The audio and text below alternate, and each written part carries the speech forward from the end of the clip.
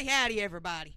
I'm Kyle Toller. I'm Dakota Jesse. Guys, you already know who we are. We're Mingo Central Live. We're back at James H. Buck Harless Stadium, guys. We're ready to rock it, roll it, and twinkle toes it with some Mingo Central Minor football action here tonight, Dakota. Yeah, guys, Mingo Central taking on the Wayne Pioneers tonight.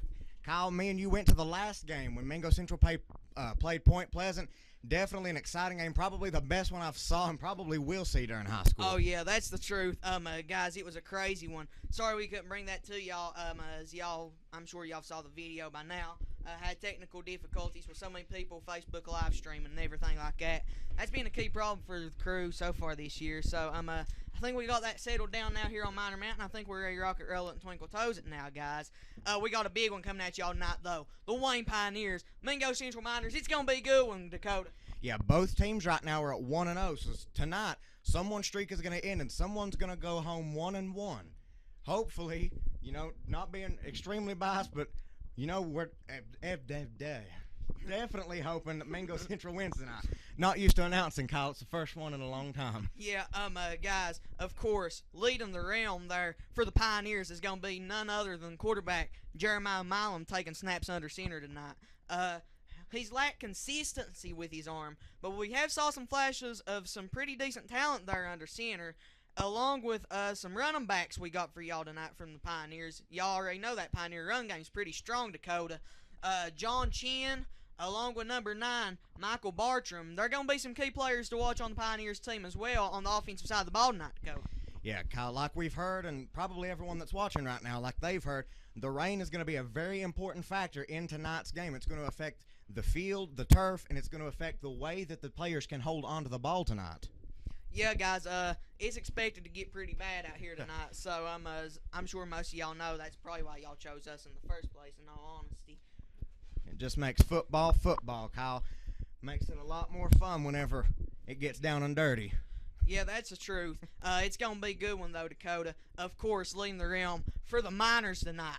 We got none other than Kenny Award winner, Metro News Player of the Year award winner last season, Jeremy Dillon taking snaps under center, Dakota. Yeah, I think we also need to mention that we're going to start trying to do a Mingo Central Live Player of the Game. And we didn't get to say it last game, but obviously I believe it was a unanimous decision that Jamie Dillon won that award for us last game. Yeah, that's true. 400 some total combined yards last game at Point Pleasant. It was a good one, a good outing by not only him, but another key player for that team last week, was Dawson Alai, the halfback turned wide receiver last second for that 6-second miracle of a play there to find the Miners in the end zone for that game-winning touchdown, Dakota. Yeah, it was definitely an amazing play. I don't really know if anyone at that point expected Mingo Central to come away with the win, but we're not complaining, obviously. But right now, we're ready for the first home game of the season. We're ready to get this season kicked off with Mingo Central Live. So we hope that you all will enjoy this stream. We hope if there's any issues, you all can message Dakota Jesse or Kyle Toller or our Mingo Central Live page and let us know what's going wrong. Yeah, guys, if y'all have any problems at all, just message us, let us know. We're willing to help y'all guys out. We'll make the experience as best as possible, not only for us with all these memories we're making up here in the press box, but also for you guys watching at home. We want y'all to be able to experience the game like y'all sitting in the bleachers right now, guys. Yeah, Kyle, we got 11 minutes and 10 seconds until we start off some minor football. And today during the pep rally, it was amazing. I don't believe I've ever been that pumped up during a pep rally. Like, I got chills today. It was so exciting. Yeah, that's true. You can definitely tell the fans are into this one. Wayne's always one of the bigger games on the schedules for the Miners, so it's going to be really interesting to see how this game fares out. Wayne's got the series lead right now on the since Mingo Central became Mingo Central in 2011. Wayne's leading the series 3-2.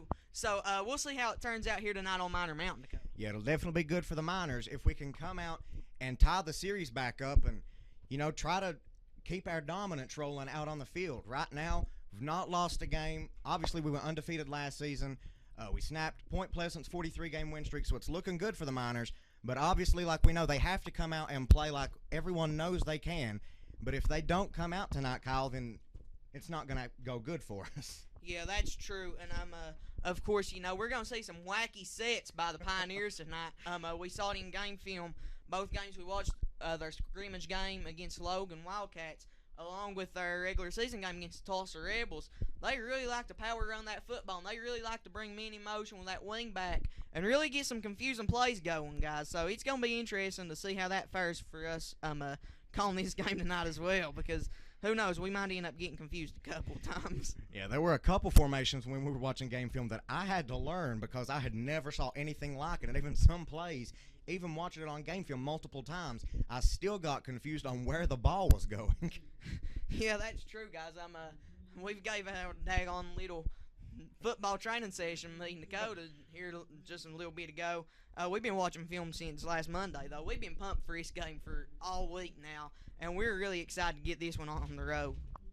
Yeah, ever since the day after the Point Pleasant game, we've been pumped for the Wayne game because obviously it's the first home game of the season. We're ready to get things kicked off. It's definitely going to be a very, very exciting game. We're blessed to be able to announce this one for you all because it's definitely going to be a really amazing and fun game to announce. Yeah, guys, we got sunshine popping up here now over top Minor Mountain. We're going to get some stats up for you guys, get everything rock and rolling, get y'all a little bit of insight on this key matchup here tonight. Of course, both teams coming off tremendous wins.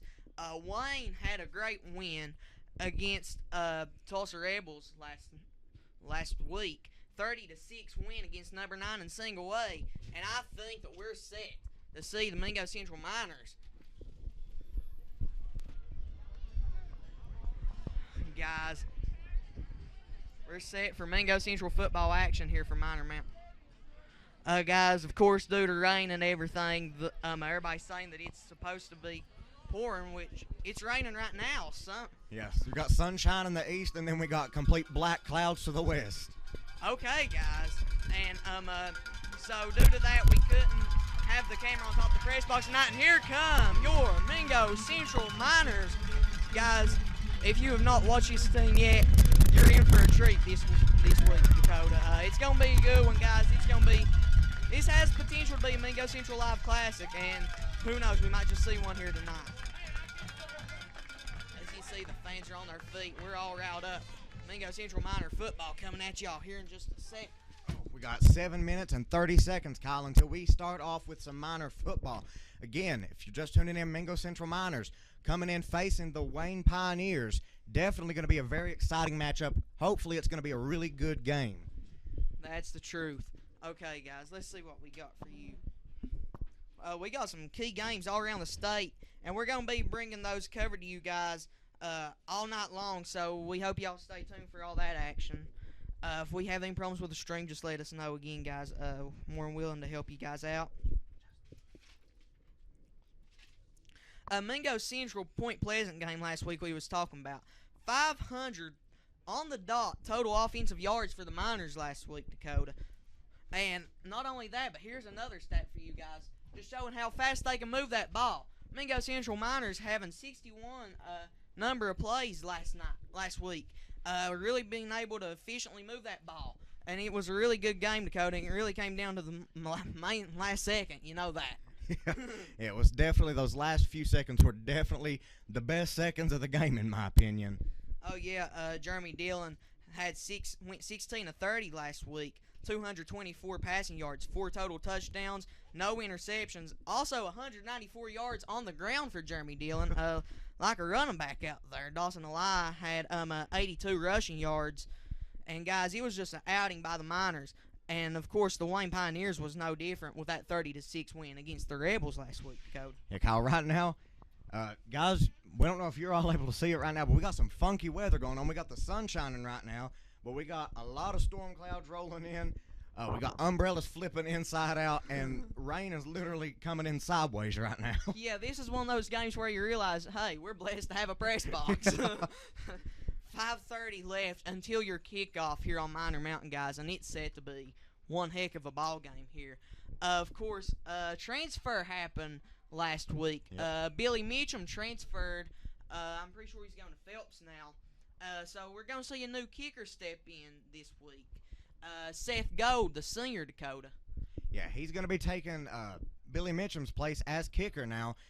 And, guys, if you didn't get to see it, now our punter is Jeremy Dillon. And we have number 54, Seth Gold, now as our kicker. So it'll definitely be interesting to see how Seth manages to play on our home turf now. That's the truth, and well, that's just according to what we've heard so far. Yeah. We're not really positive that Seth Go will be starting kicker, but we'll see how that fares out and see what he can do in his first game at kicker if that is the case. Guys, of course, Drew Hatfield battled some injuries last week, Dakota. Yeah, we saw him multiple times on the field, came off with cramps, and a couple times we thought that he had injured his knee again. That knee had been injured multiple times last year throughout football and basketball season, and whenever he goes down, you always kind of assume the worst, even though that's kind of bad to do, but it's scary to think that his knee is acting up, and it's just, but thankfully they were just cramps last week. And yeah, talked to Drew after that game. He said that it's just all cramps and everything. He said he's 100%. He's ready to rock and roll and twinkle toes this week, and hopefully cramps don't happen again and catch up to him again, Dakota. Yeah, last week when we were riding home with the players and we had stopped, we were talking to Justin Barker, number 53 for the Miners, and he's got some problems going on with his hand, and he's still playing with it. He's just wrapping it up, and he's just keeping it protected in the game, so he's still able to go out and play for the Miners. Yeah, transfers have been a big key part of this Mingo Central Miner football team this year. Of course, Dawson Eli at running back, Justin Barker at linebacker, Zach Curry last year was a key transfer. Guys, transfers have been really big time for this Mingo Central football team this year, Dakota. Yeah, guys, you got your coin toss going on right now to see who's going to get the ball. 3 minutes and 20 seconds left until we kick off with some Miner football, finally. Yeah, guys, we're pumped for this one. We've been talking about it all week. We got 5 pages worth of notes on this Wayne team, so to say we're prepared might just be an understatement for this one. Yeah, it's definitely. I'm shocked that this many people has came out on the Mingo Central side, especially with all of the rain that has been talked about. The bleachers look like they are filled up right now with people. Yeah, you can't keep this Miner fan base at home. But also, the Wayne Pioneers look to have a pretty decent turnout as well for an away team coming out here, considering the storms moving in and everything like that as well, Dakota. Yeah, 2 minutes and 40 seconds left, Kyle. Just counting down the seconds now until we're finally able to announce our game, because thankfully here we have internet connection and we can actually stream this game. Yeah, guys, that's a little bit of a problem in Point Pleasant game. We're really sorry about that, but we're back and we're still kicking, believe it or not. We're ready to rock and roll and twinkle toes here from the press box here at James H. Buck Harless Stadium. Yeah, guys, it's been really exciting at school because at Mingo Central, ever since the Point Pleasant game last week, all it has been is let's take on Wayne. We're ready for Wayne. Bring us Wayne. We're ready to take them on now.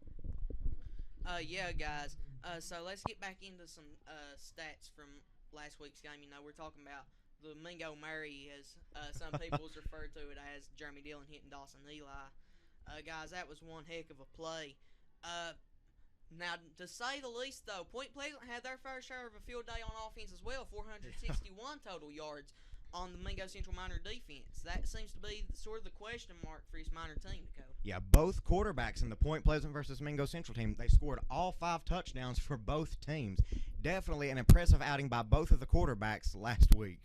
Yeah, and we sit here and we preach it week in, week out, momentum, and believe it or not, guys, but after that win at Point Pleasant, that last second touchdown play that made headlines pretty much everywhere, even in USA Today. Yeah, guys, that's really got this team pumped up, and you're just seeing a boost of energy on that sideline, and not just on the sideline, but also in the stands, guys, as we're set to see. Yep, it's gonna be Seth Golden kicking first, and we're set, guys. Here we go, Kyle. Ready to start off the game, finally getting to announce some Miner football. Definitely going to be an exciting game, especially with all this wind blowing. It's going to be interesting to see how these kicks actually go tonight. Yeah, that's the truth. You never really know what you got because of this weather. Weather plays a key factor in football. And to say the least, tonight is going to be none short of a weather battle. Yeah, across the field there are trees that are literally almost touching the ground. The wind is blowing so hard tonight. Yeah, we can't even leave the press box door open. It just slams it shut as soon as we open it up. And if you guys didn't see the announcement video on our Facebook page earlier today, guys, we was having a time just even keeping our eyes open as we're set. For Mingo Central Miner football, Seth Gold set to kick the ball off. And the kick is away. Here we go, Kyle. It's going to go back, and that's going to be a touchback. And that was number 10, who just let the ball roll back into the end zone, Isaac Dean, the junior for the Pioneers. As we're set to see the Pioneers offense onto the field first up here on Minor Mountain to start Mingo Central football. Yeah, Kyle, I'm excited to see how the Minor defense has improved from last week because Point Pleasant's an amazing team, but both teams were just marching against each other continually. So it's going to be interesting to see how the Minor defense is able to stop Wayne's dominating run game. And here we go. You got your Wayne Pioneers coming up. You got number 8, I believe it is, the quarterback coming up. They're going to hand it off, and he's going to get free. He's going to be running. He's going to be taken down by number 78 on the field. That's maybe I got the number wrong, Kyle. 77, Zach Curry on the tackle. That's number 13, Nicholas Perry on the carry, the junior for the Pioneers. Picking up about 8 on the play. Nice play for the Pioneers, Dakota. Yeah, my eyes ain't what they used to be, Kyle. It sure don't look like it. You got the Wayne Pioneers lining back up. Going to be in the same formation they were just in, a strong formation. Quarterback under center. He's going to hand it off. It's going to be stopped right at the line of scrimmage. Man, doesn't look like it doesn't look like he's going to gain anything there as the Minor defense stuffs him. That was 53, the transfer, Justin Barker, that we talked about in the pregame, coming in there making the big boy play in the trenches for the Mingo Central Miners, guys, as the Pioneers get stuffed at the line of scrimmage. They're going to gain maybe 1 on the play. It's going to be 3rd down. 1 yard to go, guys. We're going to see what we got here. 11 minutes left in this first quarter of action. You got Wayne lining back up. Looks like it's going to be an I formation. He's going to hand it off, and he's going to be stopped just short of a 1st down. Impressive play there by the Minor defense. That's number 73, another transfer on that defensive line. Jacob Basin coming from Belfry, getting through our making a big boy play, and he's just a sophomore, guys. That's going to make it 4th down and 1, Kyle, and it looks like, surprisingly, it looks like they're actually going to punt it. Hey, playing it smart. Yeah. Drew Hatfield set to return the punt for the Mingo Central Miners. Waiting for the ball to be snapped. He gets it. He's going to punt it. Drew Hatfield getting ready to catch it. He's going to let it touch the ground, and it's going to be stopped just at the 45-yard line.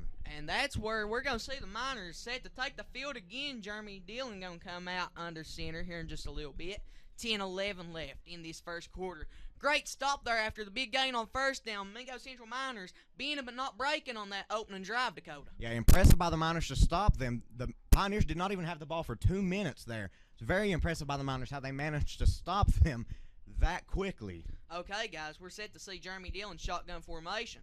Bunch wide receivers both sides of your screen. Dawson Eli's the running back. Jeremy Dillon taking the snap, and it's going to be a handoff to Eli, and he's going to pick up about 3 or 4 on the play. Going to be brought down at the 49-yard line.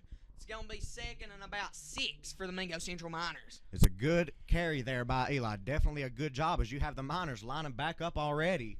Oh, yeah, they're going to set to go fast. Jeremy Dillon taking the snap, and it's going to be another handoff, a flag on the play. Flag on the play. There goes the ref's hat. It's going to be a false start on the offense. That's going to be a 5-yard penalty, and that is costly.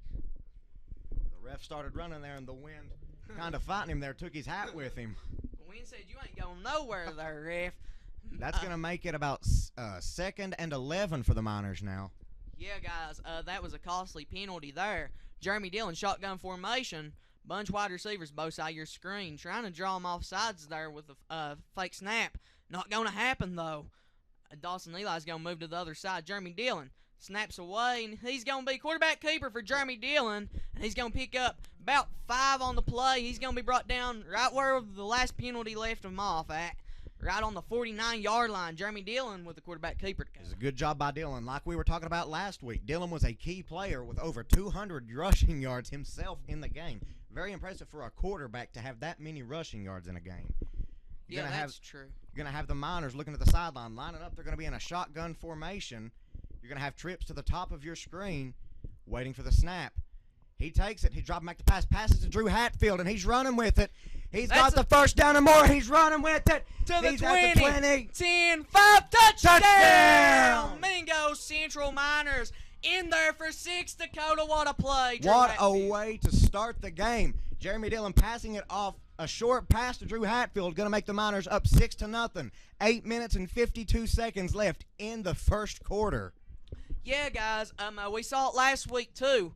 Joey Fields, when he gets in third down, he's really liking to hit those bubble screens. Last week we saw it with Josh Reed, but surprisingly this week we see Drew Hatfield getting out in the open, making a big play. Jeremy Dillon's actually going to be on to attempt the PAT now. This is going to be interesting. Drew Hatfield's going to hold it for him as well. And the kick is away. It's up, and it's straight through. It's good, it's good, it's good. Jeremy Dillon in there for one more, Dakota. Not only is he a great quarterback, but apparently he can kick a field goal too, Kyle. Apparently. Guys, what a way to start off the game for the Miners. 7-0 up early on the Pioneers. It's definitely got the crowd going. Not even 4 minutes gone in the game. Miners already up 7-0 as they're set to kick the ball back off to the Wayne Pioneers. The bleachers are packed on the central side despite all of the warnings for rain.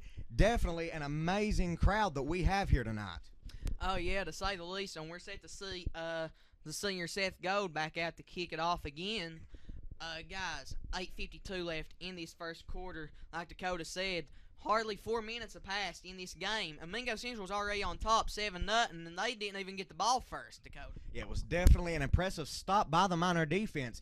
Under 2 minutes, did not even let the Pioneers have it for 2 minutes, and they managed to stop them, and they managed to score themselves. And you can see there are some leaves and stuff blowing across the field. There's a lot of stuff blowing across the field, actually.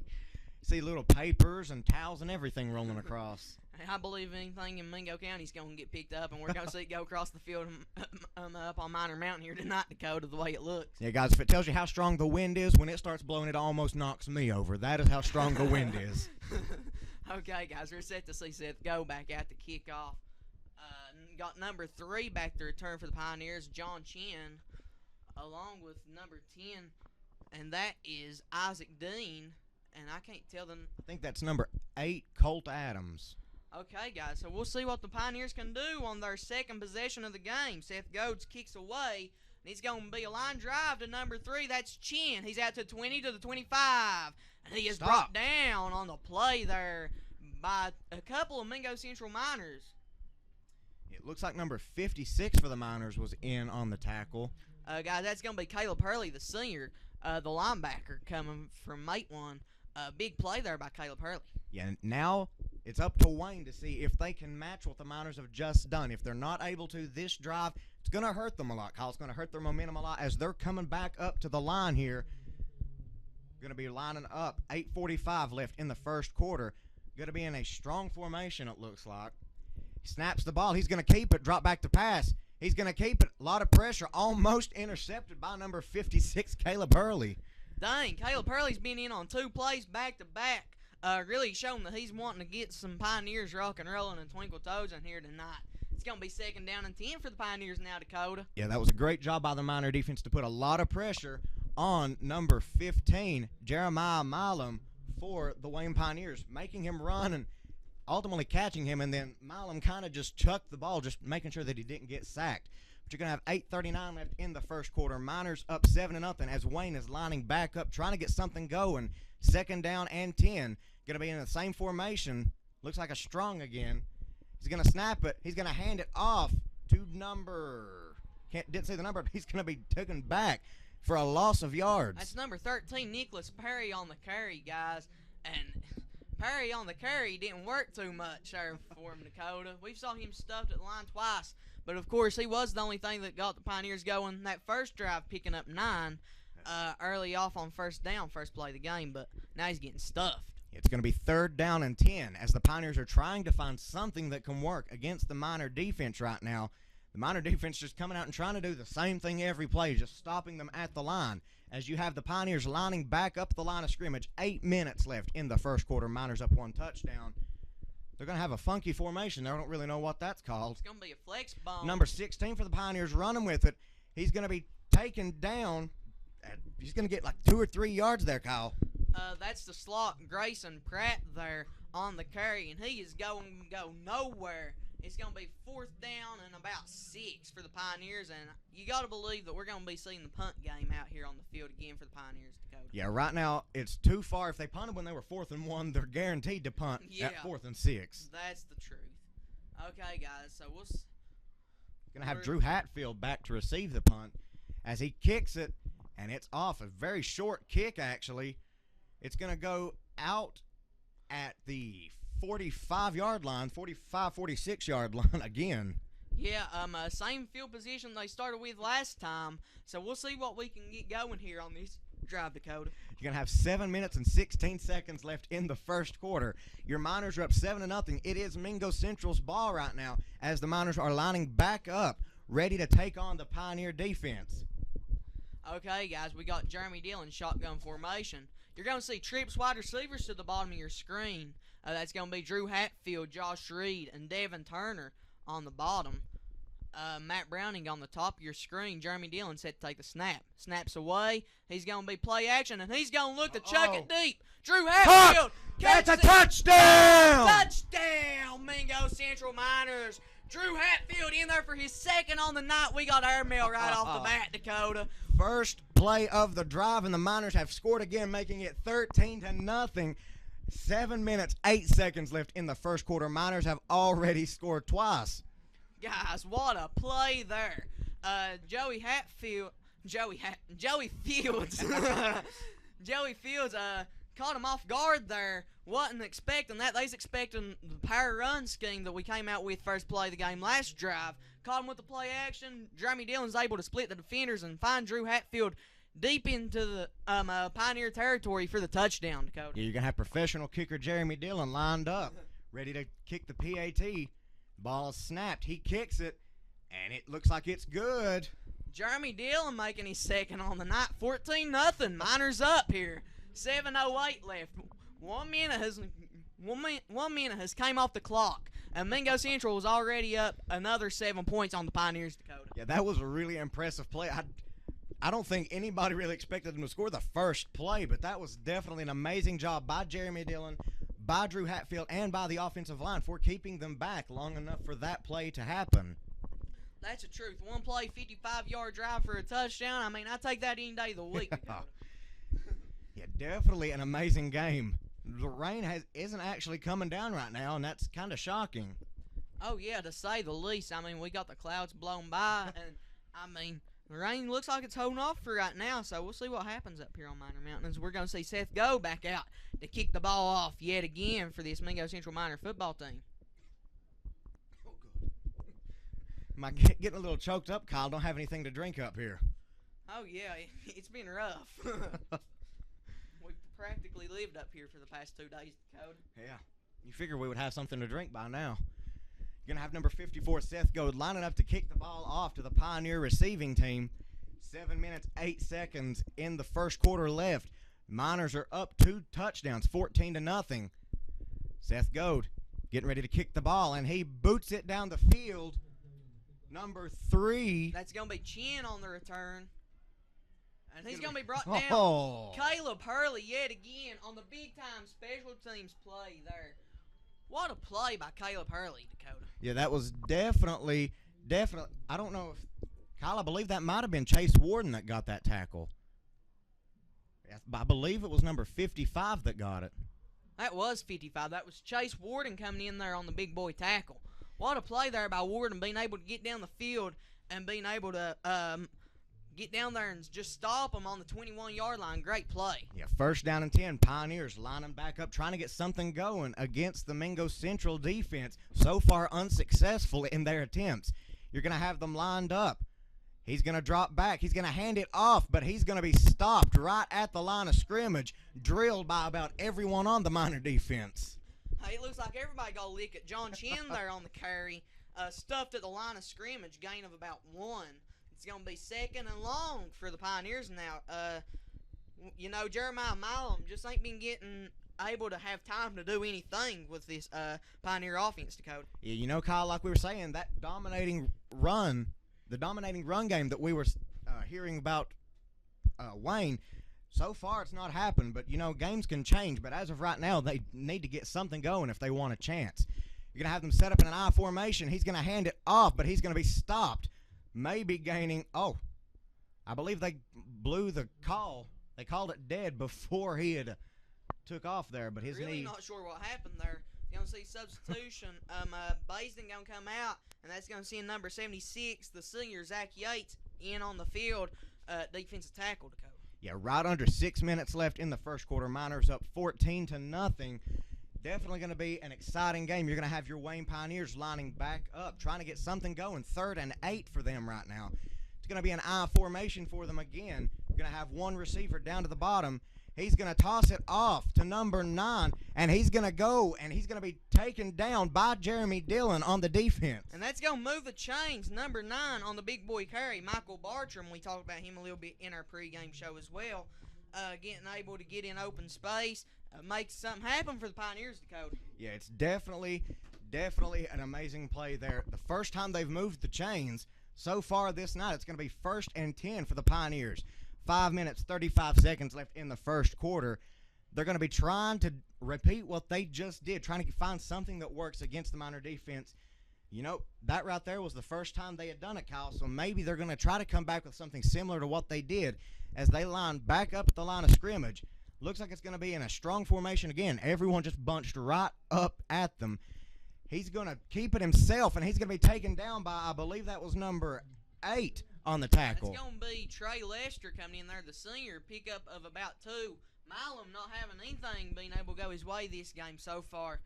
The speedy linebacker Trey Lester coming in there and make a play at the defensive end. Yeah, it looks like he gained about 2 yards, but the scoreboard said it's 2nd and 9, so I don't know. Oh, well. We're going to call it 8. 2nd and 8 for the Pioneers. Milam set to take the snap under center yet again. See if he can get this Pioneer offense going this drive, Dakota. Yeah, they're going to be lining up again. Looks like they're going to be in an I formation. Going to have bunch down to the bottom. They're going to be loaded to the left, and he's going to toss it off to number 9, and he's going to be stuffed right at the line again. Looks like number 8 again getting in there. First one on the tackle. Trey Lester in there fast off that defensive line. It's going to be 3rd down and roughly 6 now for this Pioneer offense. Guys, they ain't been able to get this run game going hardly any so far. It's been just a little fun fact, though. The Pioneers have gained less first downs, and Mingo Central has touchdowns right now. They have 1 first down, and Mingo Central has 2 touchdowns, Dakota. Yeah, that's saying something right now. So far, if I could English, so far they have been unsuccessful in gaining anything for them. Right now it's 3rd and 5. 10 minutes, or 8 minutes. I can't math either, Kyle. 8 minutes have passed in the game so far, and that's going to be a timeout for the Wayne Pioneers. Yeah, this is a crucial 3rd down now for the Pioneers. We're going to see what the head coach can call up here. Of course, you know, Wayne always does a great job being able to do that under Coach Harmon, and it's going to be really great to see how. It's going to be really interesting to see what his call is here on this crucial 3rd down to keep some momentum going on that Pioneer sideline. Who knows what the call's going to be? We expect something crazy, though. Oh, yeah, you're going to have 3 minutes, 58 seconds left in the first quarter. Miners up 14-0, like you were saying, Kyle. The Miners have more touchdowns than the Pioneers have first downs right now. Every time Mingo Central's moved the chains, it has been a touchdown so far, Dakota, as well. That's another little fun fact. The second time we touched the ball, we scored in 1 play. That's true. Guys, the offense is being able to move the ball, and I see fans getting out the ponchos and umbrellas, so the rain must be coming. Oh, yeah, I can see it, Kyle. It's pouring right now. There come all the umbrellas out at one time. Guys, you just see everybody hurrying to get their umbrellas, ponchos, hoodies, whatever they got out. Pioneers in a strong formation. He's going to drop back. He's going to have a lot of pressure. He's going to be taken down. There's going to be a helmet off on the field from Miners. It's going to be number 73. Jacob Baisden, the transfer sophomore, getting in there. He was the one on the tackle as well. He's a key player in the trenches for the Miners. He's strong as an ox, according to all coaches, and we really see that showing off here for the Miners so far tonight. Yeah, and there go all the umbrellas, too, Kyle. A lot of them breaking and flipping inside out, too.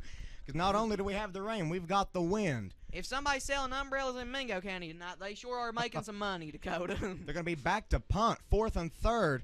He's going to boot it down the field. Number 13, it's going to be stopped right at the 40-yard line about. Yeah, guys, he was kicking right into the wind there, and the wind wasn't having none of that punt. Now, Kyle, here comes the rain that has been prophesied about by the news and by everyone lately. It is here, and it's not holding back any right now. It ain't going to be fun unpacking come tonight either. This rain keeps going the way it is. Yeah, we might just have to spend the night in here.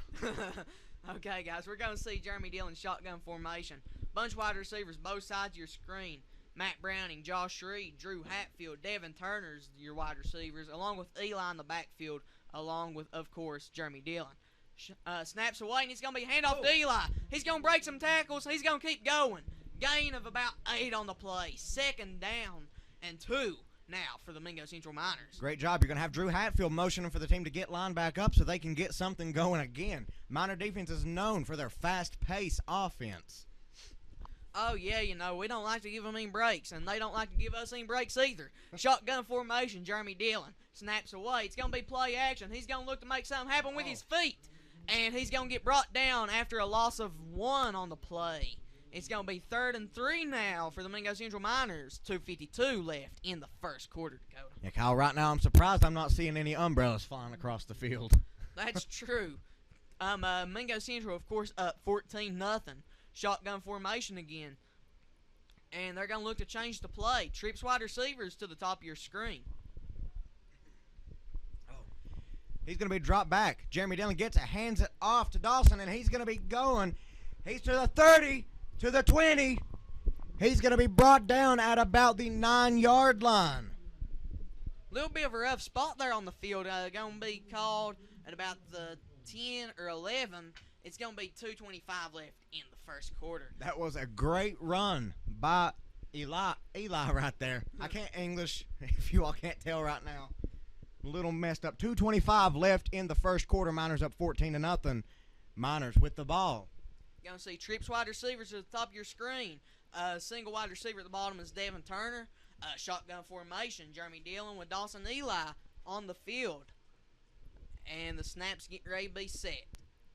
Man in motion, and it's going to be handoff up the middle to Eli. Oh. He's going to find his way into the end zone. Touchdown! Mingo Central Miner, touchdown! 20-0 on Miner Mountain early, Dakota. Great job by that play. Even confused me. I thought that the ball was going to Drew, the man in motion, but no, it went the complete opposite way. Surprise, Dakota. As we're set to see.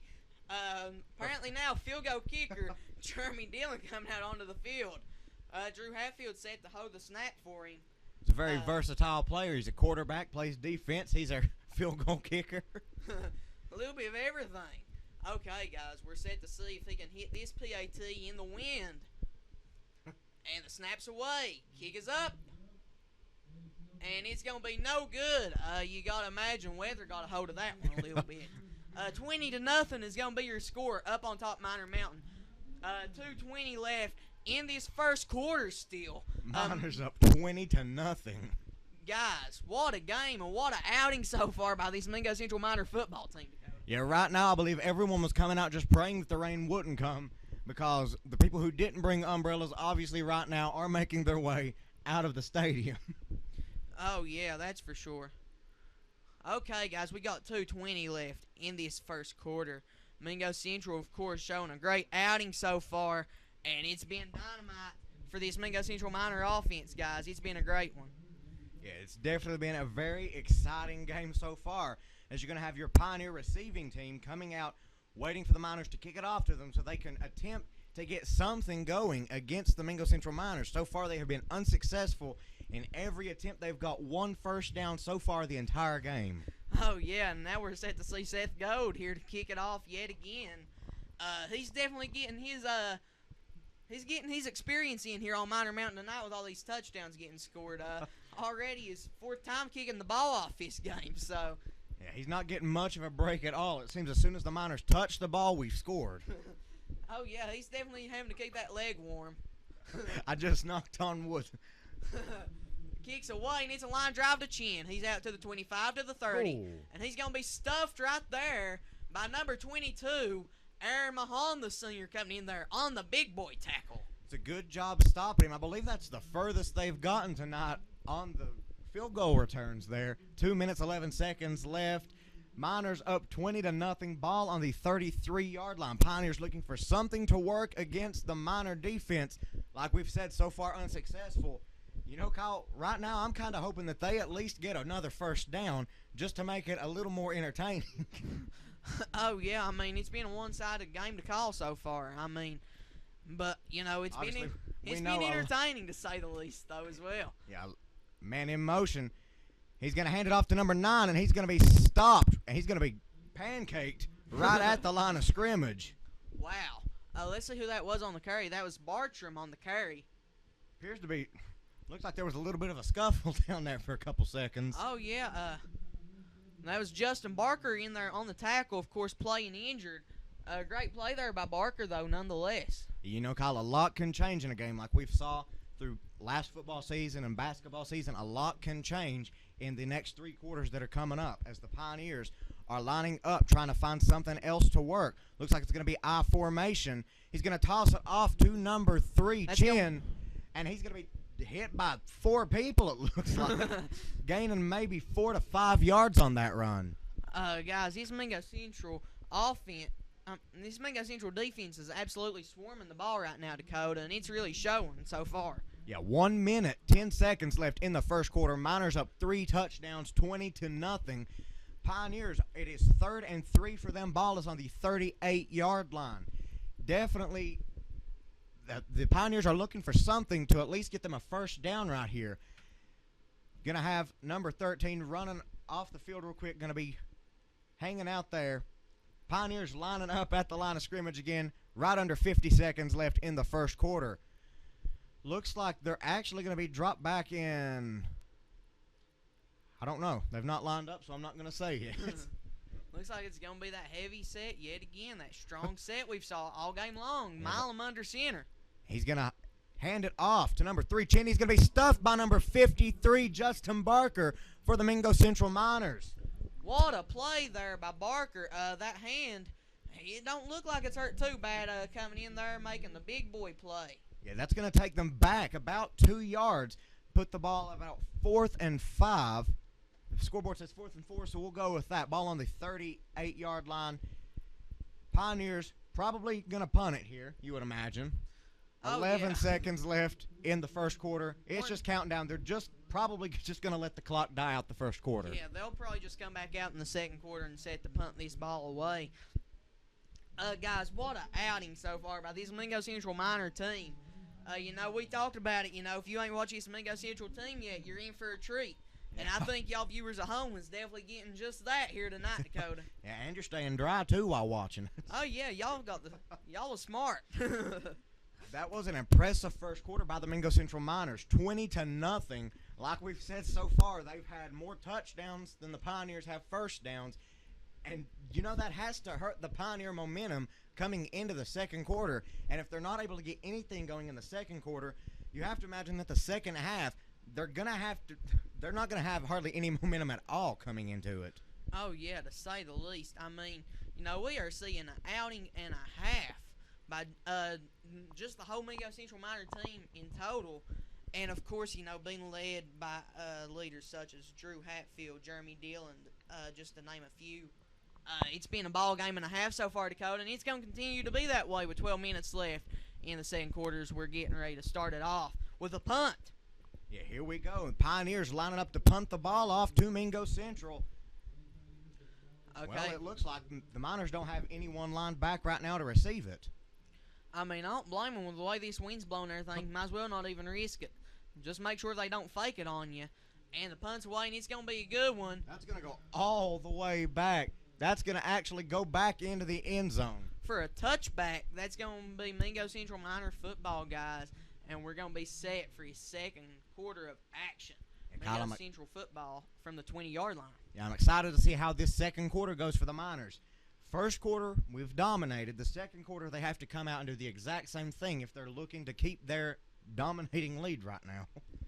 Oh, yeah, guys, you know, y'all are smart.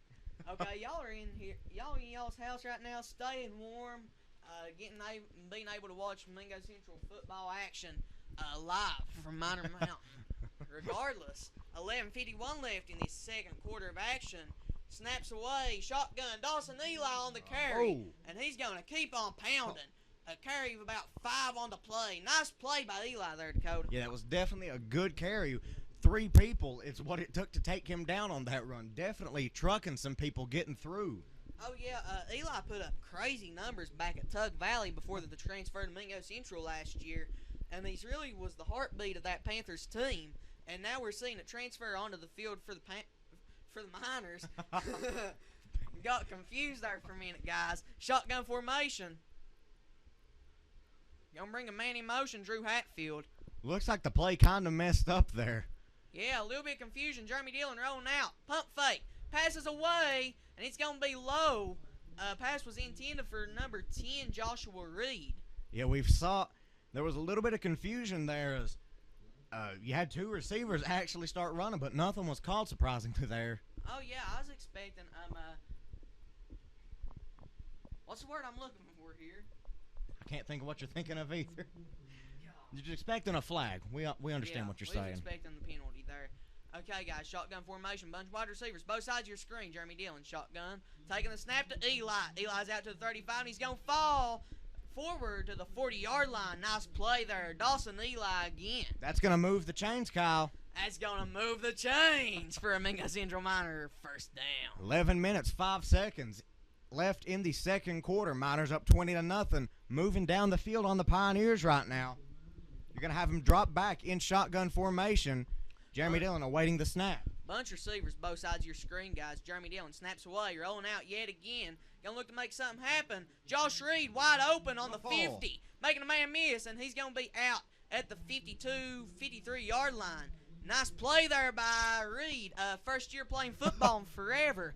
And, guys, we've seen him make key impact on both games so far for the Miners. He definitely played a big part there. And like we've said, Jeremy Dillon is pretty deadly when he starts rolling out. He's got like an Aaron Rodgers style pass. Whenever he starts rolling out, you better be worried at least a little bit as he's lining up in shotgun formation awaiting the snap. He's going to get it and hand it off to Dawson, and he is going to gain about 3 to 4 yards on that play. It's going to be a gain of about 5 on the play. Believe it or not, Eli falling forward for a little bit more. Eli's been picking up yards chunks at a time, guys. Kind of bringing you a flashback of runaway co-truck Joe Hunt from last season. Man in motion, that's Joshua Reed. And it's going to be jet sweep to him. He's not going to be able to make nothing happen. Loss of about 2 on the play. It's going to bring up 3rd and roughly 8 for the Mingo Central Miners. You know, that was a good job by number 15 for the Pioneers to wrap him up on the bottom and just wait for someone else to come take him down. Right now, that's about all the Pioneers can do to be able to stop the Miners. Yeah, just holding on. Just holding on right now. You're going to see trips receivers to the bottom of your screen. Jeremy Dillon looking to get the snap in. 9:50 left in the second quarter of action. 3rd down, 8 to go, guys. And we're set to see the snap. Snaps away. Play action. Jeremy Dillon thrown over the middle. Drew Hatfield, and it's caught. He holds on to the 30-yard line. Actually, they're going to mark him on the 29. Great play, Drew Hatfield. Yeah, that was a great sportsmanship there by Hatfield and Grayson Pratt, number 16 for the Pioneers. Both of them giving each other a pat on the helmet. They both know that was definitely a good play. Jeremy Dillon lined up in shotgun formation. Drew Hatfield in motion, going to be tossed off to Hatfield, and he's running with it to the 30. He's at the 20, and he's going to be taken down at about the 26 or 27-yard line. My bad, about the 16 or 17. Nice play there, Drew Hatfield, and it appears that there's an injured Pioneer on the play. He's going to get up and shake it off, though. Number 9 looks like he's a little bit rattled. That's Bartram coming up out there, Dakota. Yeah, 9 minutes, 20 seconds left in the second quarter as your Miners line back up, shotgun formation. Jeremy Dillon awaiting the snap. He's got it. He's going to hand it off to Dawson Eli, and he's going to gain about 4 to 5 yards, it looks like there. Yeah, nice chunk on the play there by Eli, picking up about 4 more. Just keeping those legs churning in the trenches there, Dakota, and doing a great job. Lined back up in shotgun formation again. Almost There was a flag. That's going to be offsides on the Wayne Pioneers. Yeah, guys, that's going to be another 5 yards tacked onto that. And that's going to bring up second and about 3 or 2 for this Mingo Central Minor offense, guys. Yeah, you know, Kyle, Dawson Ali doing a really good job for his size to just be freight training people out there right now. Shotgun formation, hands off to Dawson Ali, and he's running with it. Gains about another 5 yards, and then he's pushed right back. There is a flag on the field, though. Not sure what it's on. Going to wait to see what happened there. All right, no flag.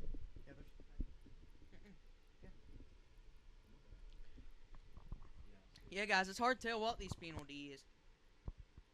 It's going to be face mask on the defense. Oh. And that's going to be half the distance of the goal. Another first down for the Mingo Central Miners. Yeah, definitely just moving up right now. The Pioneers being a little shaken up and just causing a lot of penalties right now. Right now they cannot afford to have any penalties because the Miners are marching on them as it is already without the penalties. That's the truth. It's going to be 4-yard line now. Jeremy Dillon, shotgun formation. Bunch of receivers to the top of your screen. And the handoff to Eli. He's going to make a man miss and fight his way back. It's still going to be a loss of about 1 on the play, though. But he had a loss of about 3 on the play and was able to make that spin move and make something happen. It was a good job shaking him off just to be able to get closer to the line of scrimmage than he was. Like Ricky Bobby says, he shaked and baked on that one, guys. It's going to be second down, 5 to go for the Miners now. Shotgun formation yet again. Shotgun heavy, Joey Fields as always. Same with head coach Yogi Kinder last year. And he's going to hand off to Eli. And he's going to make a man miss, and it's going to be close. And they're going to call him short, inches short. Right guys. Inside of the 1-yard line. What a play call. We saw Joey Fields go that twice. The jet sweep fake to Drew Hatfield coming across and just handing up the middle right there to Eli and being able to make a hole. You're just going to see him try to shove it in right now with Jeremy Dillon. There's going to be a flag on the play as everyone's trying to push both ways. We're going to see what the flag is on. It's either a false start or an offsides. We'll wait to see which one it is. More than likely, you know, both teams anticipating that snap. Yeah. Everybody's trying to get the early jump on everybody. So we'll see what the call is whenever we get it. They like to take their time with it. Oh, yeah, to say the least. It's going to be on the offense. Okay, guys. Not really sure what that was, though. I'm not sure either. I don't even know if the ref knows. That's going to move them back. Not a lot, but just a little bit. I think it's going to be a snap infraction call there, guys. That was a costly penalty there. It's going to be 3rd down and about 6 now for the Mingo Central Miners. 7:30 left in the second quarter of action. Jeremy Dillon going to try to make something happen here. And the snap is away. It's going to be play action, looking to make something happen over the middle. And that's going to be touchdown. Mingo Central Miners. Drew Hatfield was... No, that was... I can't tell who that is. I can't even make out the number. I think that was 35 Dougie Dillon in there, and he's supposed to be running back for the team. Coming in there and make the play. Whoever it was, they did a really good job catching that. It was very close. Okay, guys, that's going to put Mingo Central Miners on top 26-0. 7:13 left in the first quarter of action. In the second quarter of action, my bad. They still ain't even changed the scoreboard. Okay, guys. Not quite sure what's going. Are they going for 2? Looks like they're going to go for 2 since they missed the PAT earlier. It's going to be shotgun formation. Jeremy Dillon. Flag on the play. There is another flag on the play. We'll see what this one is, guys. Refs getting real particular about their flags, especially after the Miners have crossed the 30-yard line. But, you know, it's been good calls both ways. It's going to be on Mingo Central, and they're just going to decline it just to make sure they don't give the extra free attempt at the PAT, Dakota. It's going to be Mingo Central Miners up 26-0. 7:13 left in the second quarter of action. We got a great one going on on top of Miner Mountain here tonight, Dakota. Yeah, definitely been an exciting one to announce so far, and it's only going to get better for the Miners if they keep performing the way that they are doing now. It's surprising that even though the rain is pouring and the wind is blowing like a tornado's coming through, people are still packed in the stadiums. Hardly anybody had left. I believe people might have just went outside to grab their umbrella so they could come back in. I believe so. We see a couple people out there sitting in their truck, too, so maybe people was working smarter but not harder right now, to say the least. 7-13 in the second quarter, and we're set to see Seth Gold out there to kick it off yet again. Guys, this wind is blowing with every pound in it right now. And I don't believe it's stopped since the game started, the wind. This wind blows more air than me and Dakota when we're calling a ball game, I believe it or not. I don't know, Kyle. It might be a little bit of a stretch. I think so. Set to see Seth go back out to kick it off again, guys. Wayne Pioneers playing a different return scheme than you really ever see. They can put 3 men back there to return the ball instead of usually just 2. Yeah. They make sure they have options back there, Dakota. They want to make sure somebody catches it and runs with it. Seth Gold, the kick is away. It's going to be straight up, and it's going to be returned by an up man out at the 36. And he's going to try to make something happen. He's cracked there at the 39-yard line. Missed who the tackle was by, though. I know Drew Hatfield was in on it. Number 13, Drew Hatfield, and he's coming up a little bit shaken, it looks like, Dakota. He's limping just a little bit as he's running off the field. You could see how brutal the wind is being because the kick went up, and then it slowed down and started kicking out to the right. Yeah, really. I mean, you can just tell it just by watching the stream, that the weather conditions are pretty rough right now, to say the least. You got the Pioneers lining up. Looks like an I formation, waiting the snap. He's going to take it and hand it off to number 9, and he's going to run with it. He's going to pick up, I believe, a first down. It's going to be close. It looks like the refs are going to spot him the first. It's going to move the chains for Pioneers. First down, Dakota.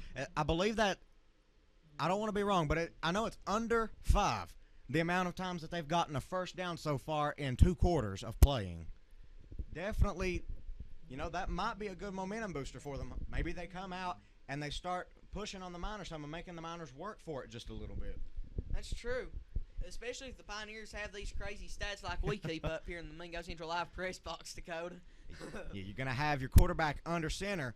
He's going to be awaiting the snap. Number 16 in motion, going to hand it off. Number 22, it looks like, and he's going to be drilled at about the 45-yard line. Who 30. Was that? Number 32 was the running back. Missed who it was on the tackle. He's getting up, and he's... Looks like number 36. He had to be in on it or something because he came out limping. That's and Josh Kinder, and he was the one who made the hit. And, guys, it looks like he's shaking up a little bit. It's going to send Drew Hatfield in on defense, guys. And we saw Drew Hatfield come up shaking earlier, so we'll see what happens here. 6:08 left in the second quarter of action. Yeah, it's definitely been an exciting game as your Pioneers lining back up on the line of scrimmage right under 6 minutes left. I formation awaiting the snap. He's going to take it, hand it off to number 3, actually, and he's going to be taken back for a loss of yards. Quite a bit of yards, too. The transfer, Justin Barker, getting through there and able just to wax the running back. Make sure he ain't picking up nothing on that carry. Guys, that's Justin Barker yet again. We talked about the hand being shaken up a little bit. But it definitely ain't showing so far right now for him. Yeah, that was definitely an impressive play there. For a loss of yards, 5 minutes, 25 seconds left in the first half of the game. Pioneers lining back up, I formation, 1 receiver down to the bottom of your screen. Their quarterback's going to be tripped, and their running back's going to jump for it, and he's going to be hit mid-air and brought down for a gain of probably 1 yard. Guys, this rain is blowing in, and it's crazy looking right now. It looks like someone from the Miner defense reached through the line and grabbed Milam's ankles and tripped him as he was handing the ball off to number 9, Michael Bartram, for the Pioneers. It's going to be 4th and short, and we'll see what the Pioneers elect to do here. I mean, the wind's blowing in, but it's blowing to their back, so they could get a good punt in if that's what they elect to do here on this 4th down. Looks like they're going to keep it. I formation lining up, 5 minutes left. He's going to hand it off to number 9, Bartram. He's going to get the first down and a little bit more. Going to stop him about the 35 or 36-yard line. Looks like Bartram's the running back of many for the Pioneers that we've saw tonight that's actually going to get the ball moving a little bit for the Pioneers, Dakota. Yeah, that's going to leave 4 minutes, 54 seconds left in the first half. Miners up 26-0. The Pioneers, it's the first successful drives they have had all game. The first things that they found that can work against the Miner defense. So now it's up to the Miner defense to figure something out to stop them again. As your Pioneers line back up, I formation, 4 minutes, 30 seconds. He hands it off to number 3, and he's going to be stopped by number 53, I believe. Justin Barker yet again, guys. We're seeing John Chin meet Justin Barker a lot in those trenches tonight. Yeah, Justin Barker doing an amazing job of stopping anything that comes through that line tonight. He's definitely a run-stopping linebacker, to say the least, and he's doing a great job of proving that tonight, Dakota. Yeah, Pioneers trying to find something else to work. 4 minutes, 10 seconds left in the first half as the Pioneers are lining back up. Looks like they're going to be in an I formation again. 4 minutes left as they're awaiting the snap. He's going to hand it off to number 9, Bartram, and he's running with it. He's going to pick up about 5 yards, it looks there, as a little bit of everyone got in on that tackle. Yeah, Bartram's been able to move the ball. We saw Chin try and try again, and he just keeps on meeting Justin Barker.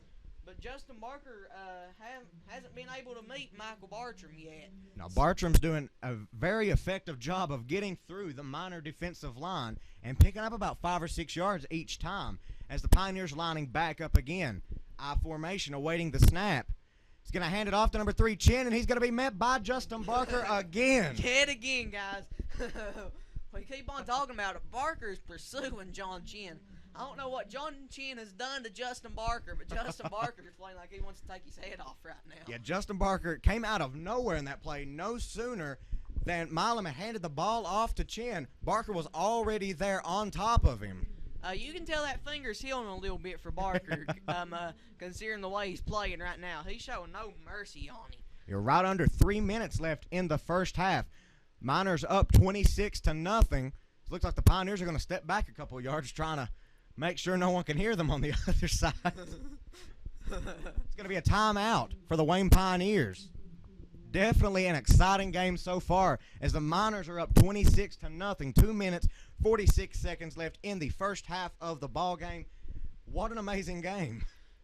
Guys, this game has been crazy, and I mean, it's definitely been one outing for the Mingo Central Miners that they're going to look back on and really be proud of this first half of action. Hopefully they can replicate their first half of action in the second half, Dakota. Yeah, the Pioneers struggling to find something that can work. They've managed to drive down the field a little bit this time, but it is 4th and 8 this time.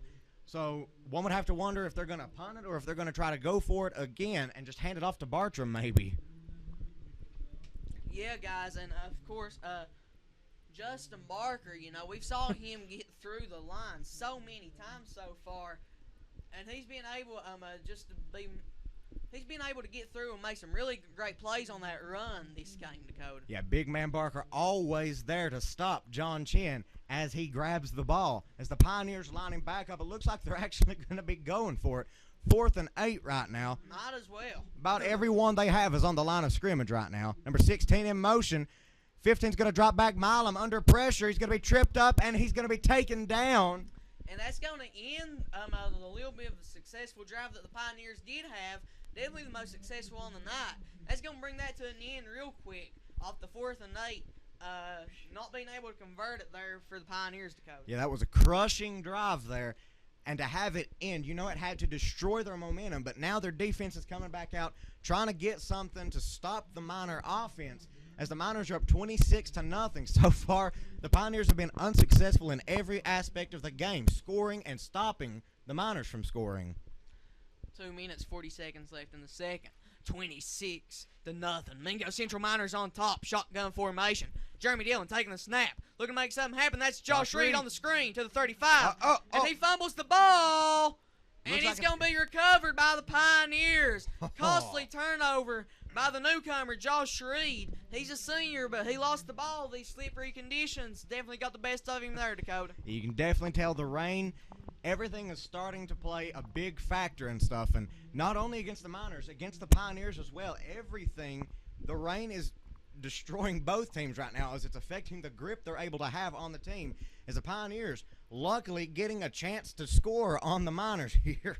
They're going to try to find something to work. Miner defense didn't get a break at all, but they're right back out, ready to try to stop the Pioneers from moving an inch on the field.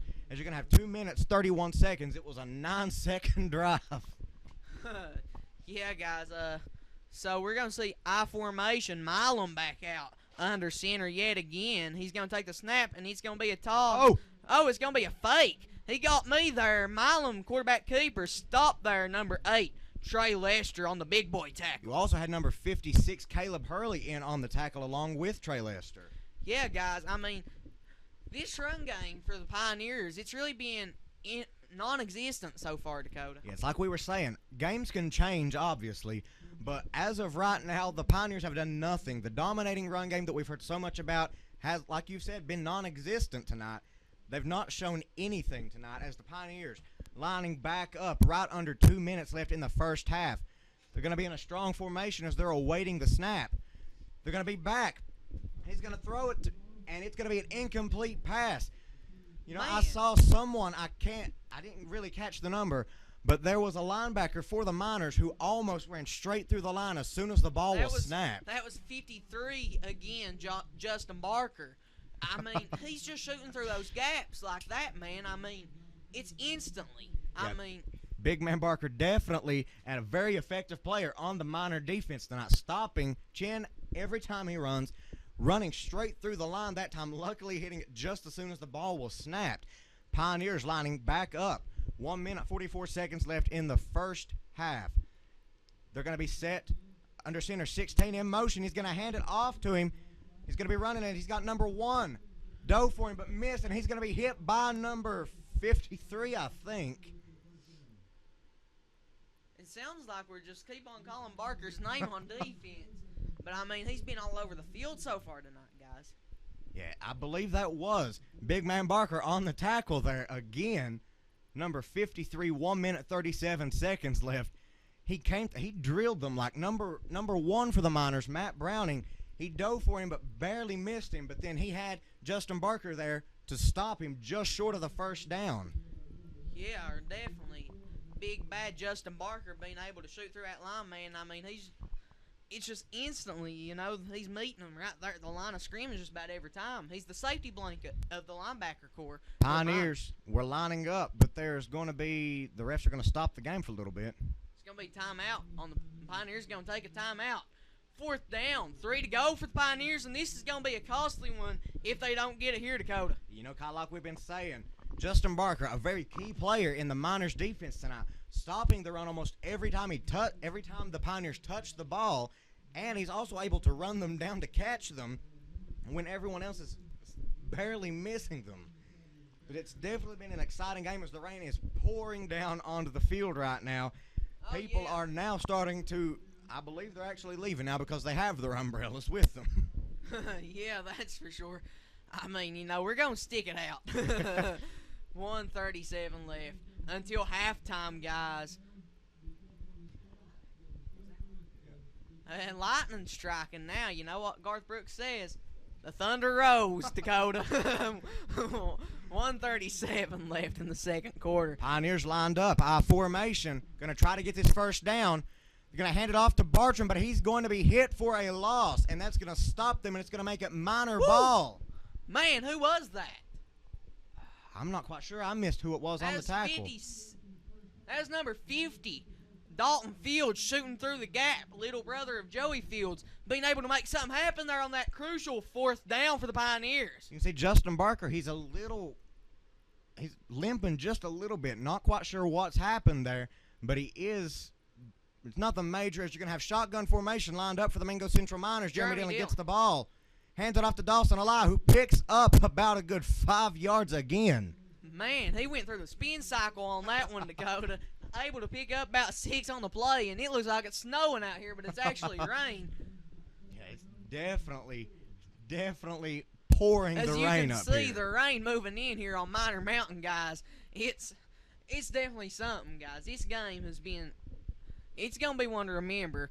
Jeremy Dillon gonna keep it. Uh-oh. He's out to the 45, sidestepping one, out to the 50. First down. And that's gonna move the chains for a Mingo Central Miner. First down. You know, like we said earlier, Kyle, Jeremy Dillon got a dangerous, when he draws out like that, he's got like an Aaron Rodgers style to him. Whenever he draws out, the defense really needs to kind of just watch what's going to happen, because you never really know with Jeremy Dillon.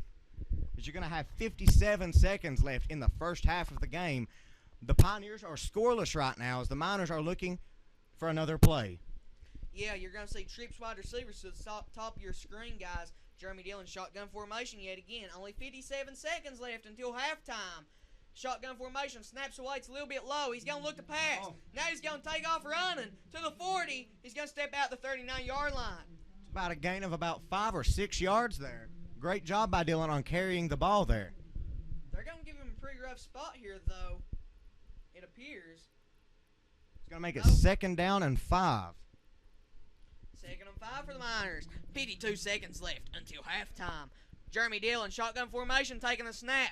Play action, looking to make something happen. Screen pass to Eli is beautiful. 35 to the 30, 25, 20, 15, 10, 5, touchdown!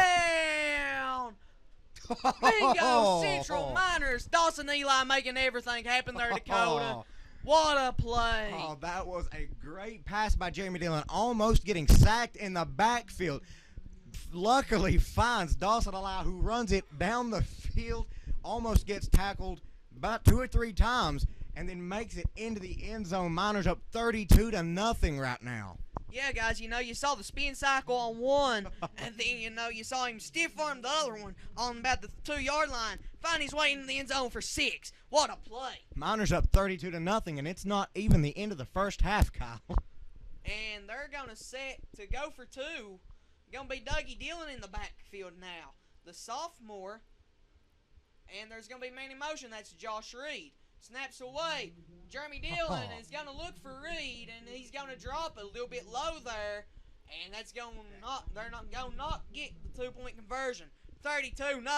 Mingo Central Miners up here on Miner Mountain. Yeah, go on. 40 seconds left, and the bleachers are almost non-existent right now for the Miners as everyone is quickly filing out because the Miners are up 32-0, and it's pouring the rain up here. Luckily, we're staying dry so we can stick around with you all for the game. Yeah, guys, it don't bother us one bit.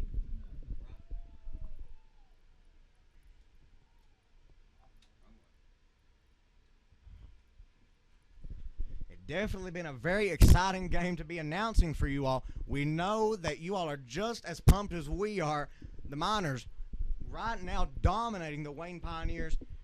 40 seconds left in the first half. Definitely been a very exciting game to be announcing, Kyle. Oh, yeah, to say the least. I mean, I've hardly sat down all game long, which I never hardly do whenever we're calling a game, but oh well. Y'all know how I am. I get excited easy. Seth Gold set the kickoff yet again. 40 seconds left until halftime. Mingo Central Miners is showing an outing and a half so far, Dakota. Yeah, definitely been a very effective on defense. You got big bad Justin Barker stopping everything the Pioneers are trying. And then on offense, you have Jeremy Dillon, Dawson Eli, Drew Hatfield, the entire offense being dominative. Oh, yeah, they're just clicking right now, Dakota. On every single base, they are clicking as a team as one right now, Dakota. You're going to have Seth Goad lining up to try to boot the ball down the field again. 40 seconds left as he's checking to make sure everyone's ready. And then he kicks it down the field. It's going to be recovered by number 16 for the Pioneers.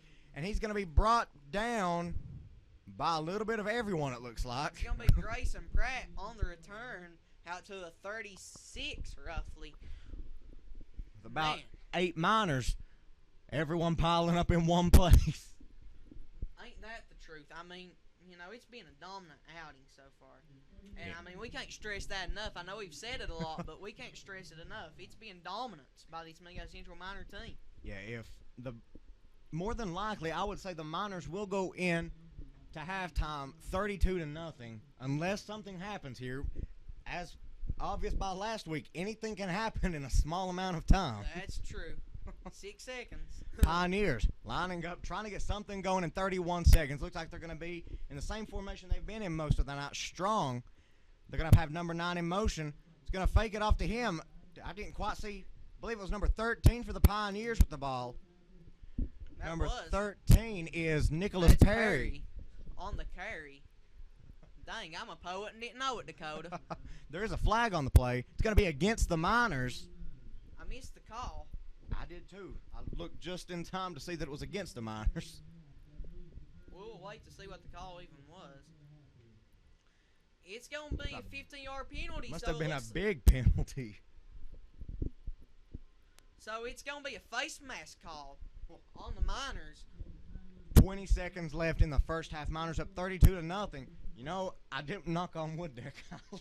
You should have. They're across the 50-yard line. Pioneers lining back up. 15 seconds left now. They're waiting the snap. He's going to hand it off to number 32, running with it, and he's going to be taken down. 9 seconds left. That's going until to be the halftime. end of the first half. Miners are winning 32-0 at the half. Yeah, guys, what a great outing by the Mingo Central Miners. Absolutely destroying the Wayne Pioneers so far, 32-0. If we can have a second half like we had a first half, Dakota, I think this game might just be wrapped up, but who knows about that. It's going to be a great game, and we'll be back for the second half of action here in just a minute, guys. From the Mingo Central Live Press Box yet again, I'm Kyle Toll. I'm Dakota Jesse. Join us back for second half here in just a little bit. Everybody have a great day. Most importantly, as always, guys, God bless.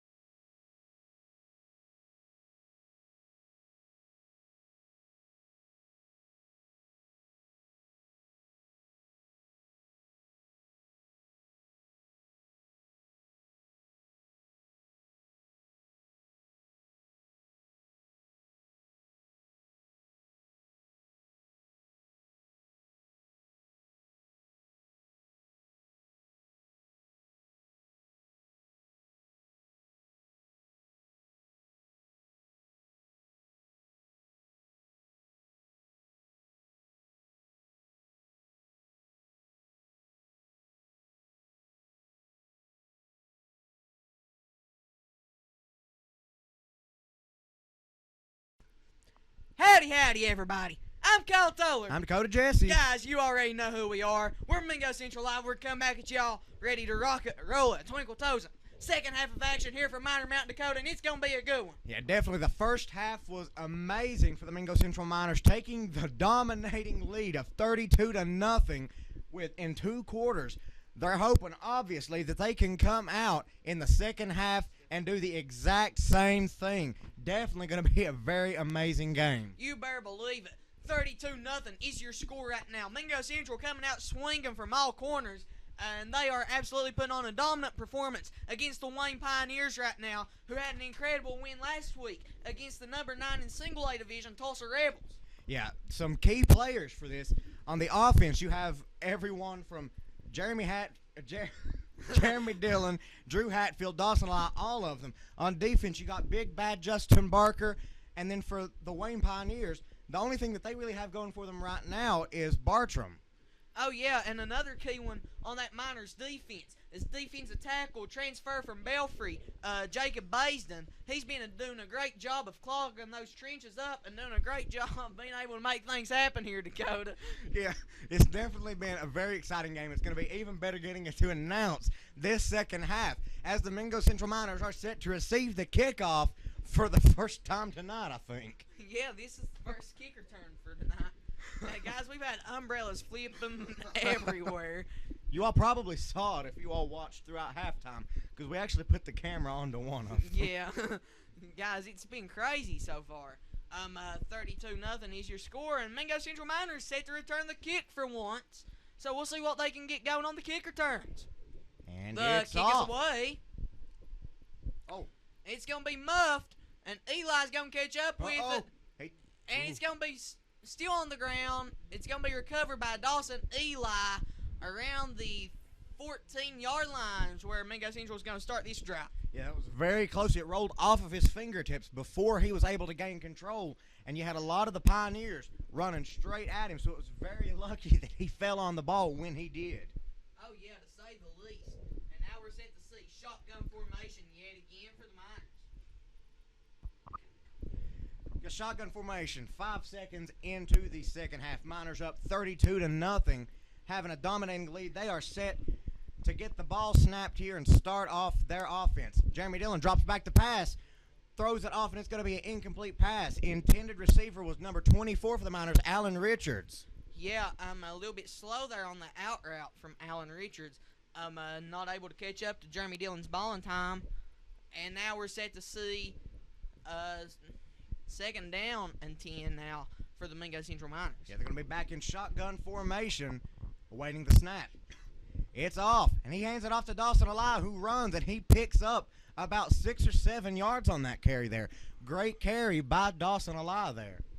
Oh, yeah, to say the least. You know, he's been able to jump through those gaps time in, time out, and get that ball moving. And, I mean, you know, we're seeing head coach Joey Fields just trying to go back and feed the beast, and Dawson Eli snap in and snap out to go. Yeah, Miners set back in shotgun formation. I think the same formation they've been in all night. That gets the snap.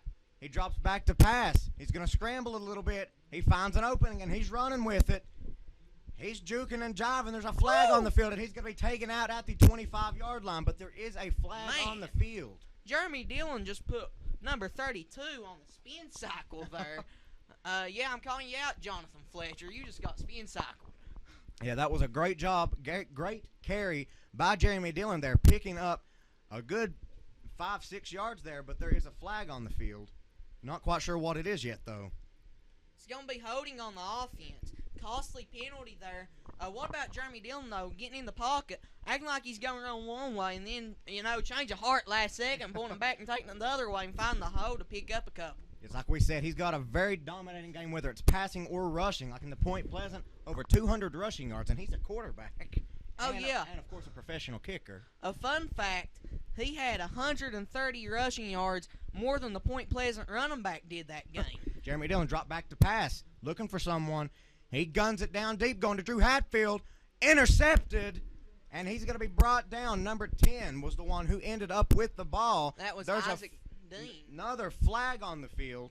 We're going to wait to see what this is. Could potentially be pass interference, maybe, considering where the spot of the flag is. It's right Just- there on the around the 33. It's going to be against the Miners, and I believe it's going to be on the sideline. It is. Okay, guys. So I'm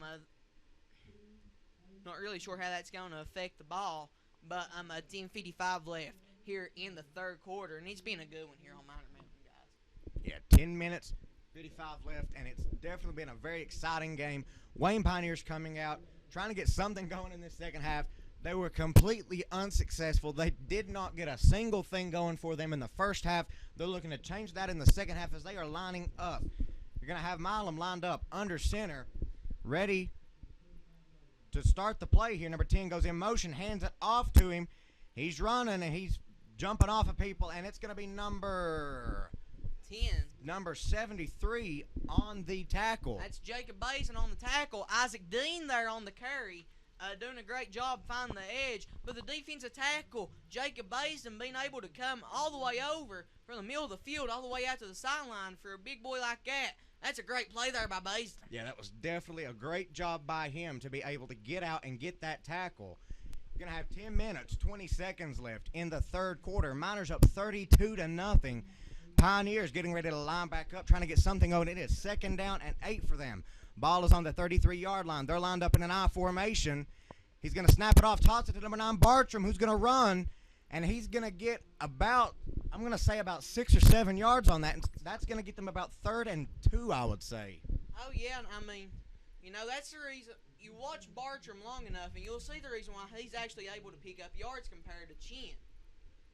Bartram is sitting there, and he's waiting for the linebacker who keeps on coming in time after time, the Mike linebacker, Justin Barker. He's waiting on him to make the move, and then he's just hitting to the outside of Barker every time. That's what he done there. Barker over pursued, and he got him to the outside. Pioneers lined up in I formation, hands it off to Bartram again, who runs with it. There's a fumble on the play, and that's going to be recovered by, one ref says it's down. I believe the call was blown dead. It was. And that'll be just short of a first down, it looks like. It's going to be very, very close. Ooh, 4th and inches, Dakota. We'll see what head coach can call up here for the Pioneers. It's going to be interesting to see what Harmon's call is here, Dakota. Yeah, if the Pioneers don't get this first down, I'll be pretty shocked here as the Pioneers line back up in an I formation right under 10 minutes left. They're going to snap it. Milam's going to keep it, and he will get the first down. And more. He picked up about 3 yards on the play. It was definitely a good job for a little quarterback sneak there. Definitely a good job. 9 minutes, 49 seconds left in the third quarter. Pioneers actually moving the ball a little bit down the field here, doing a pretty successful job of shoving Bartram, making him run the ball a little bit. Pioneers lining back up, trying to get something going here. 1st down and 10, ball on the 23-yard line, lined up in an I formation, awaiting the snap. He's going to snap, and he's going to hand it off to number 13 for the Pioneers. Number 13 will be Nicholas Perry. Perry with the carry, Dakota. He'll gain about 2 or 3 yards on that. The Pioneers, they came out of the locker room, and now they're actually starting to move the ball a little bit. So right now, it's up to the Mingo Central defense to stop them from scoring, because right now we have a pretty safe cushion, obviously, 32-0. But you don't want to give the Pioneers the momentum that they just scored a touchdown. You want to try to keep them out.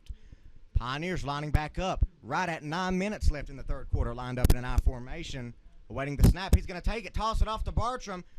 Big bad Justin Bartram wrapping him up while about 4 other Miners come and help take him down. Yeah, guys, that's going to be a key play there. That's going to bring up a 3rd down and a country mile now for this Pioneers offense. It's going to be interesting to see what head coach Harmon can call up here on this 3rd and roughly 11, 8 minutes, 30 seconds left in this third quarter of action, Dakota, and it's been a good one on Minor Mountain. Yep. Pioneers been getting this ball moving a little bit coming out early in this second half.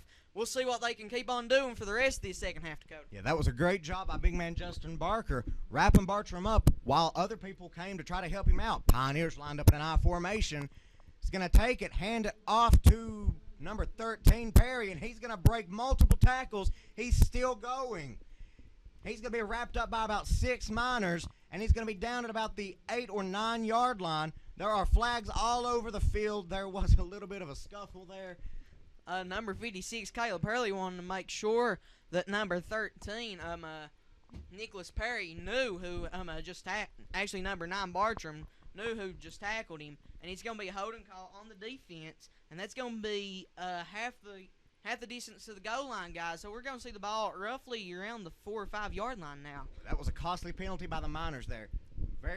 It was not needed at all, obviously, and all that did was just boost the Pioneers' momentum just a little bit, however much it can when you're down 32-0. Pioneers lined up in an I formation, 8 minutes, 5 seconds left in the third quarter. It's first down and goal, ball on the 4 yard line. They're lined up, awaiting the snap.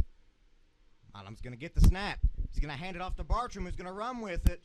He's going to run far out to the corner, and he's going to get the touchdown. That's going to be in the end zone for a Pioneers touchdown, 32-6 here on Miner Mountain now, Dakota. That's the first score for the Wayne Pioneers. Obviously, they're still not too excited because they're still down a pretty big margin here. But, that had to help them just a little bit, especially if they can come out and stop the Miners again. But it's up to the Miners' offense to be able to just shove it down their throat or hit them with the airmail and just, really just get the ball down the field and kind of destroy their momentum a little bit.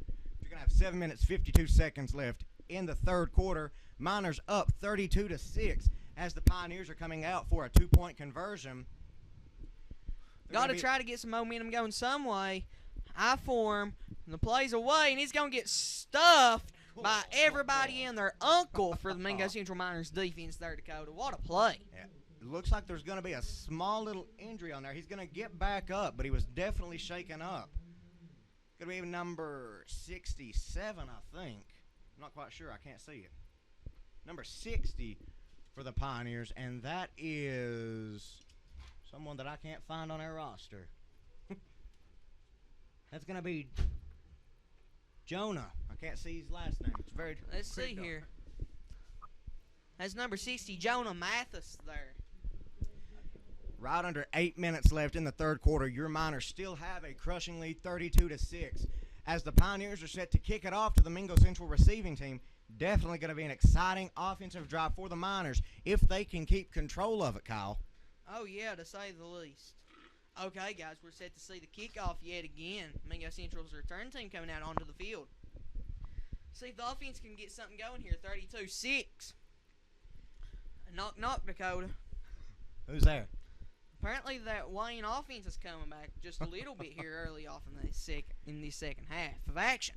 You're going to have Dawson Eli and Drew Hatfield in the backfield returning for the Mingo Central Miners. And we're set to see the kickoff, guys. And the kick is away. And it's going to be a short one. Recovered on the 25 out to the 30, out to the 35, making a miss. And he's on out, cutting it out the side to the 40. And he's still going to the 43-yard line. Couple late hits coming in, and they're going to throw that flag all game long, all game strong.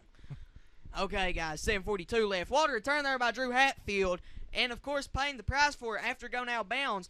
A bunch of Wayne Pioneers coming in on that late tackle, Dakota. Dirty hit. Yeah, there was definitely an impressive return by Drew Hatfield there. Miners still up 32-6. I'm really hyped for this Miner offensive drive here, seeing if we can get back into the end zone again. Because if we can match what the Pioneers did, then that kind of just dissipates any momentum that they had gained at that point. It looks like that's actually going to be against the Miners, Kyle. Wow. It's going to move the Miners back. A late hit on the Miners, apparently. Personal foul. It's going to put them on the 28-yard line. 1st and 10, the Mingo Central Miners. Okay, guys, first down and 10. Trips to the bottom of your screen. Jeremy Dillon set to take the snap. Out shotgun. Snaps away. Handoff to Eli. He's out to the 35, to the 40.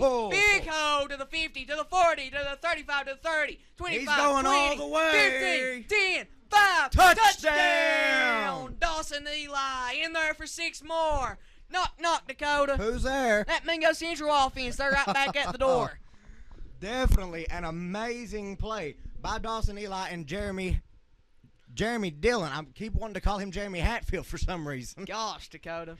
We ain't in football form right now, man. It's been a little while. 7:27 left now in this third quarter of action. And Mingo Central Miners has absolutely dominated this game, minus that one long drive they allowed the the Wayne Pioneers offense earlier on in the game just a minute ago. But, of course, Dawson Eli answering back when the daggone floodgates parted there from the offensive line of Mingo Central. Man in motion's Reed. Jeremy Dillon Wide looking to throw. Reed is wide open in the end zone. 2-point conversion. It's good, it's good, it's good. 40-6. Mingo Central Miners on top on Miner Mountain, Dakota. That was a great job by Dillon of finding the wide open man there and getting the 2-point conversion, making your score Miners up 40-6, a crushing lead. It would be very difficult, I would believe, for the Pioneers to come back because they have the momentum going against them. They have the weather contributing to it, and they're down by like 34 points. So there's quite a bit going on against them right now. Oh, yeah, to say the least. And, that has to be crushing coming out and finally scoring the touchdown after holding this Mingo Central offense for one time.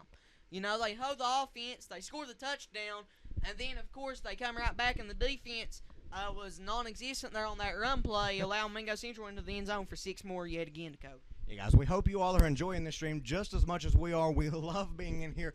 First home game of the season with a crushing lead right now, 40-6. So we really hope you all are enjoying this just as much as we are. Oh, yeah, guys. You don't know how much we look forward to doing this year in, year out. It's all we talk about even during summertime.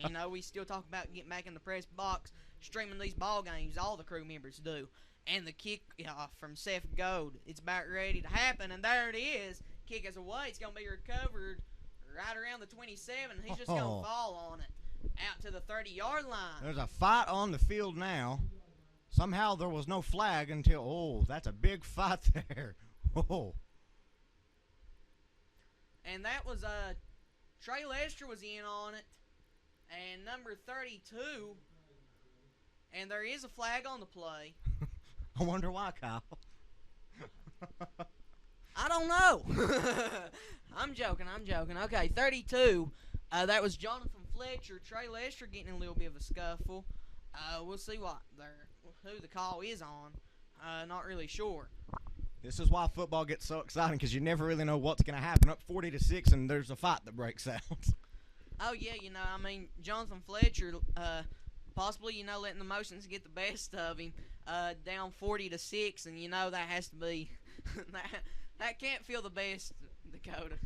No, 7 minutes, 24 seconds left in the third quarter. The scoreboard's messed up and says it's the first quarter. Oh, well, we know what quarter it is. Yeah. You got the referee out there speaking sign language right now, just throwing his arms around a little bit everywhere. Look. Okay, guys. 7:24 left, and stop a play now because of this fight. Funny thing was, I was talking to Trey Lester today in class. He always talks about how there's at least one stoppage in play during Wayne games, whether it's due to injury, due to whatever. And, of course, now, his senior year, he goes out here and it happens. Yeah. Well, it's definitely been a very fun game to announce, and, it's hopefully going to get even better. Hopefully the Miners come back out score again. Oh, yeah. Hopefully, hopefully we can get the stop here on the defensive drive, on the defensive possession here. Wayne Pioneers, though, look to show no mercy, even though they're down 40-6 right now.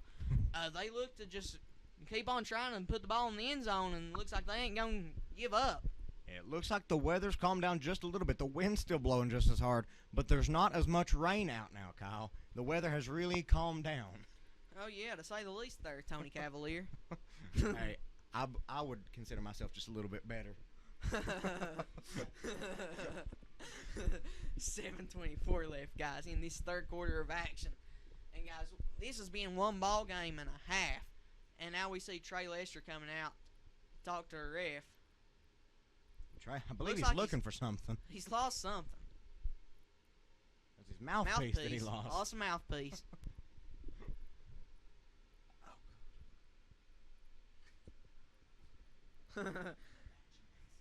Well, that was the entertaining little scuffle we had there on the field, Dakota. Yeah, I wasn't really expecting that to happen. I saw, I forgot who it was, but one of the players for Wayne Pioneers, they just fell, and the next thing you know, big fight breaks out. Oh, well. Wayne Pioneers lined up, I formation. Referees are stopping the play again, waiting for their referee to get in place. Number 42 on the field coming in for number 56 for the Miners. Number 42, that's going to be Weston Christian coming in now for 56, Caleb Hurley. And you're going to have Bartram taking it. He's going to be wrapped up by number 30, it looked like. Oh, no. Guess who that was, Dakota? Who? That was number 8, Trey Lester, along with number 53, Big Bad Barker, in on the tackle there. Number 8, Trey Lester, the one we, of course, saw in the scuffle just a few seconds ago. 7 minutes left now in the third quarter of action. You've got Bartram coming out, and then you have Chin coming in for him. They're switching them out. Chin is in. I would really think that they would keep Bartram in for right now because he's the only thing that's working for them as the Pioneers line back up in their strong formation, it looks like. And he's going to actually keep it, I believe. And he's running it. He picks up about 6 or 7 yards there. Whoa. As you have... Somebody got a hit in. And it looked like it's appeared to be 42, Weston Christian, the one we just saw get subbed into the game. Came in there and made a pretty good hit. The sophomore doing a great job there, getting a pretty decent hit in on Jeremiah Milam. Yeah, it's going to be 3rd down and 4 to go for the Wayne Pioneers. Ball on the 36-yard line. A little over 6 minutes left in the third quarter. Wayne Pioneers lining up, ready to try to get the first down here. Almost jumped off sides there, the Miners did, and he's going to hand it off to Chin. Chin's going to be stopped right at the line of scrimmage. There will be a flag on the play. Ref talking to number 8 for the Miners, Trey Lester, again. Yet again. Not really sure what they're calling now. Have number 25 for the Miners coming in for number 42, Weston Christian. Number 25, that's going to be Ryan Deboard, another sophomore coming in there at that linebacker position. Obviously, at this point, Coach Phil's just putting some of his JV in there, letting them get some experience. Yeah, he's mixing them in with some starters, too, letting them get used to it. And that's going to be on the Mingo Central Miners, guys.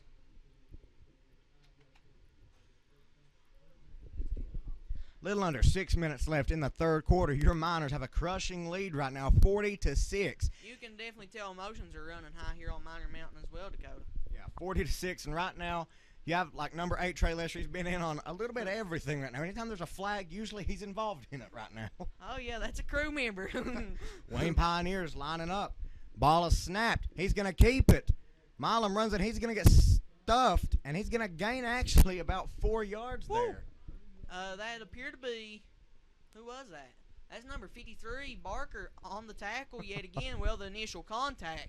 But Milam plowed over him, and the tackle was made by the secondary, it appeared. Couldn't miss the number. It was a good job by Jeremiah Milam there, just trying to get as many yards as he can while running it. It's going to be 2nd down. He utilized that 6'6" frame to the best of his capabilities there, Dakota, to say the least.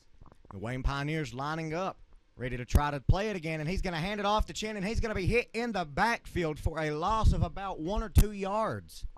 Bingo.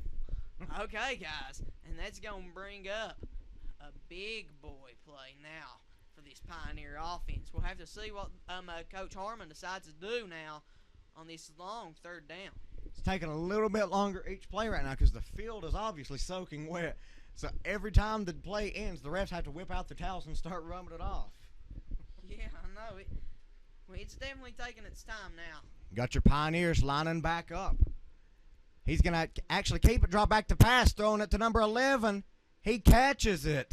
That's a big boy play there. Airmail for the Pioneers. Let's see who that was there on the catch. That was number 11, Tanner Owens, there on the catch. Nice play. It's going to put them at about the 25-yard line, it looks like. Yeah, it's definitely been a fun game. That was a great play by Milam and the receiver there. 4 minutes, 20 seconds left in the third quarter. Owens had airmail, Dakota. Got the Pioneers lining back up, ready for their next play on their offensive drive. Ball is snapped. Milam's going to keep it, and he's going to run with it.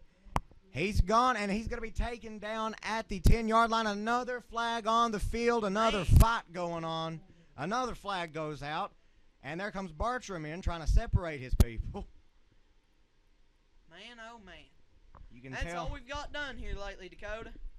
Flag after flag after flag. Right now, there's just been every time there's a flag, usually it's because there's been a little scuffle out on the field. People shoving each other after the play's been dead. And Oh, yeah, you ain't seen the typical flags like a false starter and offside this game. It's usually a right hook. 4 minutes left in the third quarter. Miners up 40-6. Some of y'all was smart. Some of y'all didn't. Y'all could chose not to pay the $100 to watch a pay-per-view Mayweather versus McGregor and just paid y'all's $10 monthly subscription Mingo Central Live and watched it right here, guys. It's been a good game.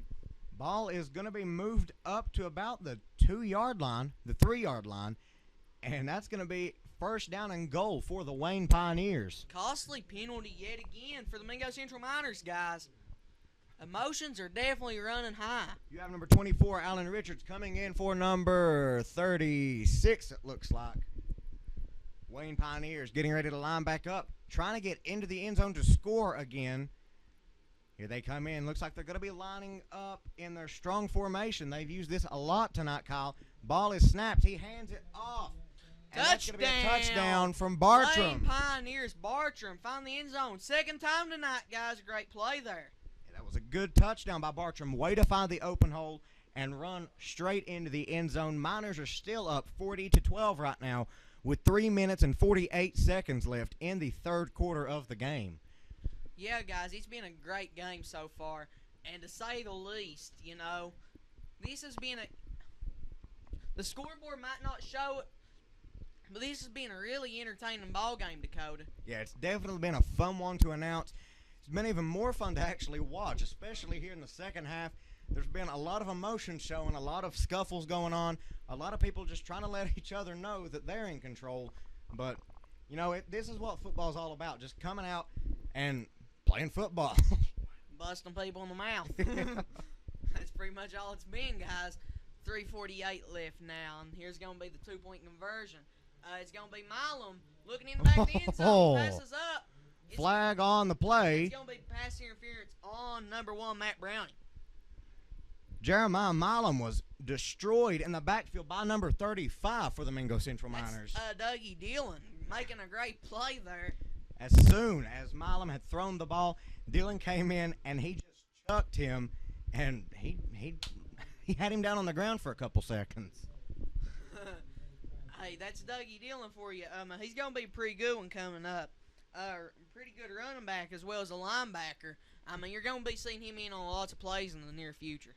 At 3 minutes, 48 seconds left in the third quarter. Miners up 40-12 as the Pioneers are ready to try their second attempt at a 2-point conversion. You know, that was a really bad penalty for the Miners. I don't really know what it was, but it was a pass interference call. Matt Browning never got his head turned back around to the pass. And that's going to be in there for the 2-point conversion for the Wayne Pioneers, number 3. John Chin finding the end zone. It's 40-14 now, your score for Miner Mountain. You would imagine that the Miners at this point would just start running the ball as much as they can, just trying to kill as much time out as they can. Hopefully, you know, I mean.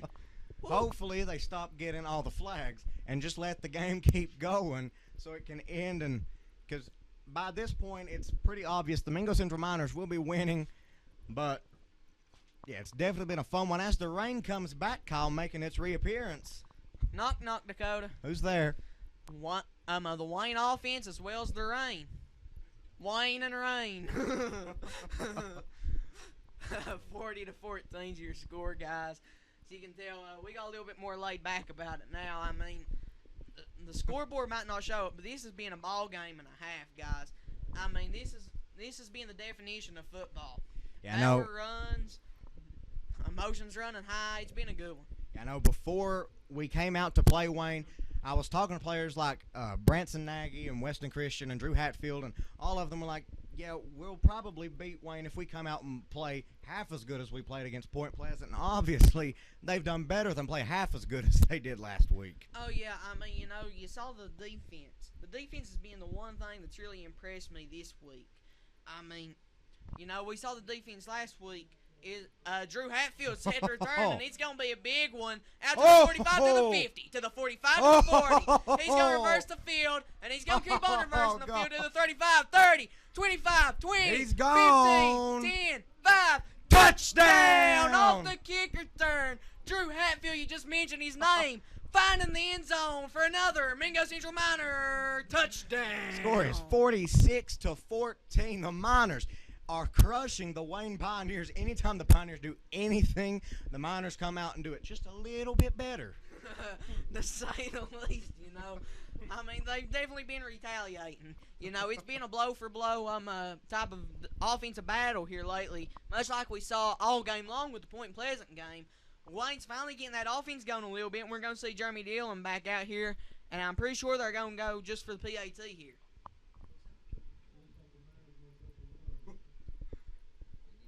You're going to see professional kicker Jeremy Dillon here, also known as the quarterback for the Mingo Central Miners. Okay, guys. The PAT at 10. Jeremy Dillon. The kick is away. And it is good. It's good. It's good. Jeremy Dillon in there for one more. Bingo. Very versatile player, Kyle. He can play quarterback. He can play the kicker. He can play Safety. anywhere you put him. Anywhere you want to put him. It's going to be 3 minutes, 28 seconds left in the third quarter. The Miners with a unbreakable lead right now, 47-14. I don't think there's much of a chance for Wayne coming back at all in this game right now. Who knows, guys? You never know with a game of football. It's definitely going to be interesting to see how they come back out here and see if they can come back out swinging on this Mingo Central Miner defense yet again. 3 minutes, 38 seconds left. And now what the scoreboard finally says is the third quarter of action. Yeah, at the end of the third quarter, we finally got it changed to the third quarter. Going to have number 54, Seth Goad, and the kicking team running out, ready to kick it off to the Pioneer receiving team. Yeah, guys. I mean, this has been a ball game. You know, we talked about it during our pregame show today. If you ain't watched this Miner team, you're in for a treat. And I think they've definitely heard our request, and they've definitely gave y'all viewers a treat and a half watching at home.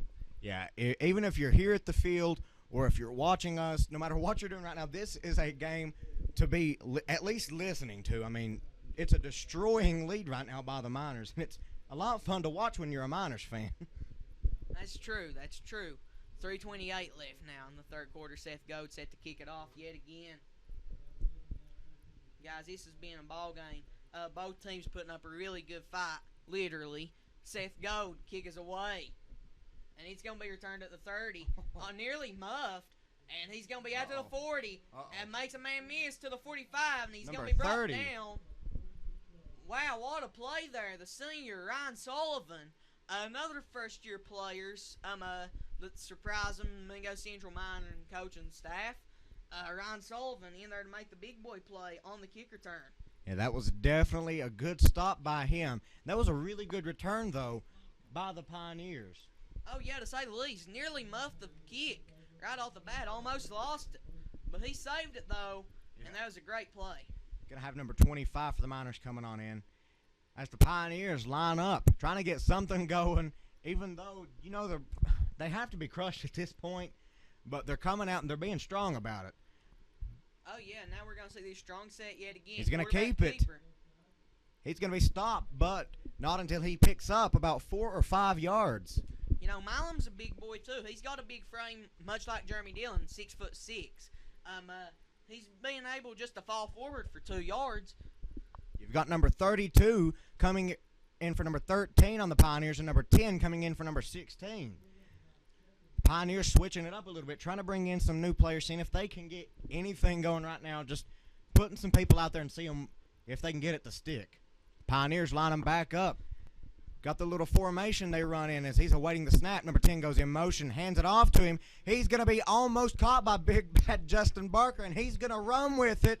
He's going to be hit by number 36 for the Miners and knocked out at about the 22-yard line. Nice play there by number 36. Josh Kinder coming in there.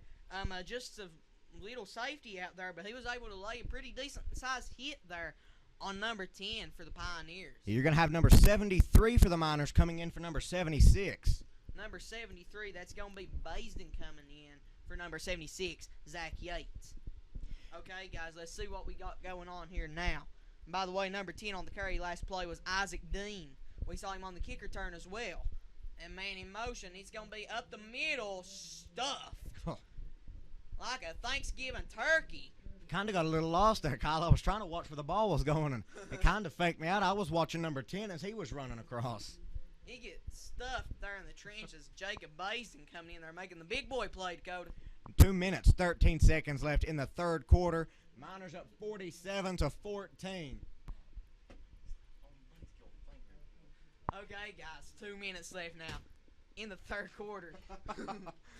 Pioneers snap the ball. Milam's going to keep it, and he's going to run to the outside. He's going to be hit by big man Justin Barker, number 53 for the Miners. Oh, yeah, nice play there by Barker. Being able to come through our absolutely screaming linebacker coming in. Third down now for this Wayne Pioneer team. We'll see what head coach Tom Harmon can do here, Dakota. It's definitely been a fun game to watch. You know, Wayne has tried, about everything they can, and they just really can't get anything going for them tonight. It's just not a good night for Wayne as they line up. We've watched film, and I think we saw every single play on the film be ran at least once. This guy stuffed at the line, caught him off the hurdle. I don't know who that was. Dang. He's going to try to hop the line there, and he got met, and he got stuffed. That was number 8, Trey Spanky Lester, coming in there on the big boy tackle code. Right under a minute left in the third quarter. Been a really smooth sailing right now. There's not been that many flags here in the last couple minutes. Pioneers trying to find something to work for them to try to get them into the end zone again. It's going to be 4th down and 2. 45 seconds left now. Miners up 47-14. Believe it or not, but there ain't been as much laundry getting thrown around here later on in this third quarter of action. It's going to be a timeout by the Wayne Pioneers. Obviously, they're going to try to find something to get them at least a first down so they can try to help themselves just a little bit. Better dig deep in that playbook, because it looks like they've dug pretty deep already, Dakota, and it looks like it really ain't paid off for them too much lately.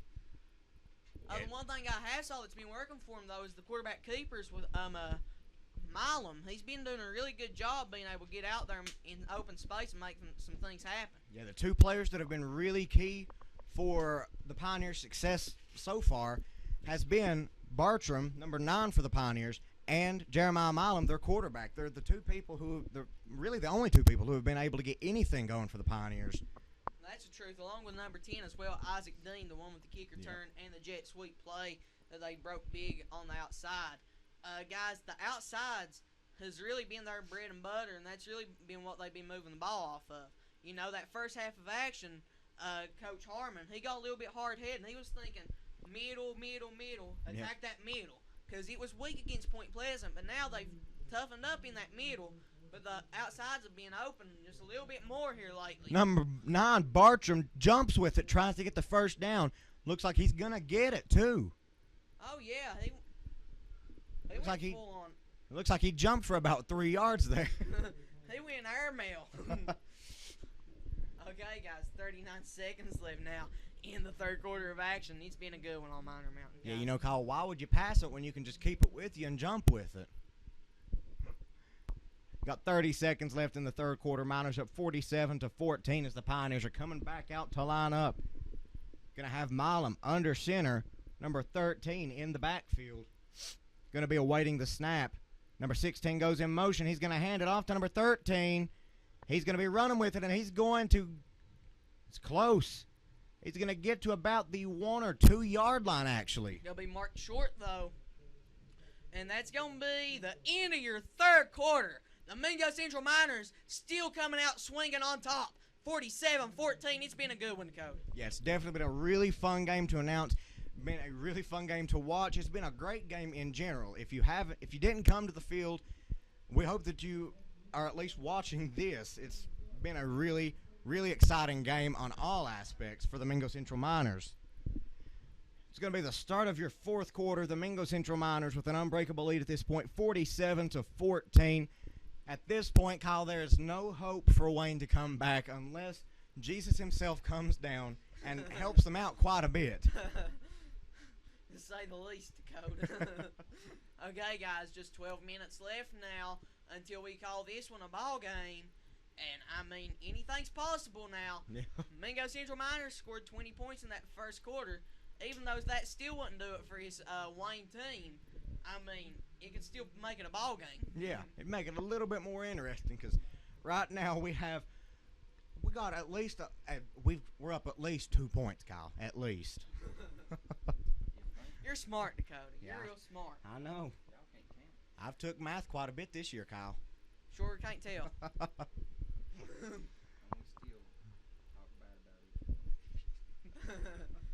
Okay, guys, set for the fourth quarter of action now. Mingo Central with a dominating lead.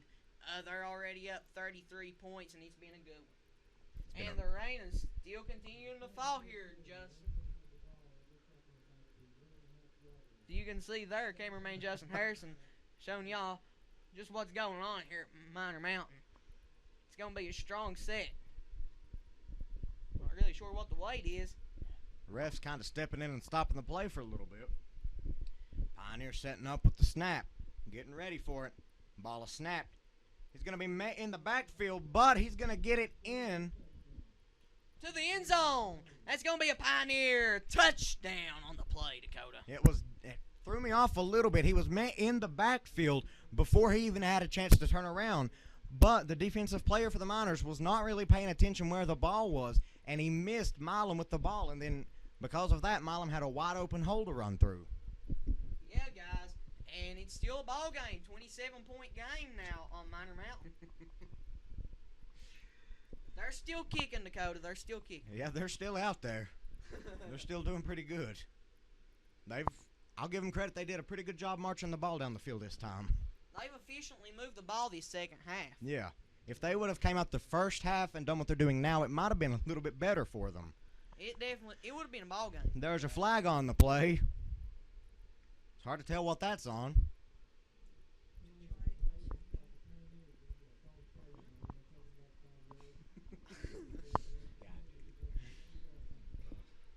It's going to be a... It's going to put... The scoreboard's not even been started yet. Really, that threw me off too. I didn't notice until I went to look at the time.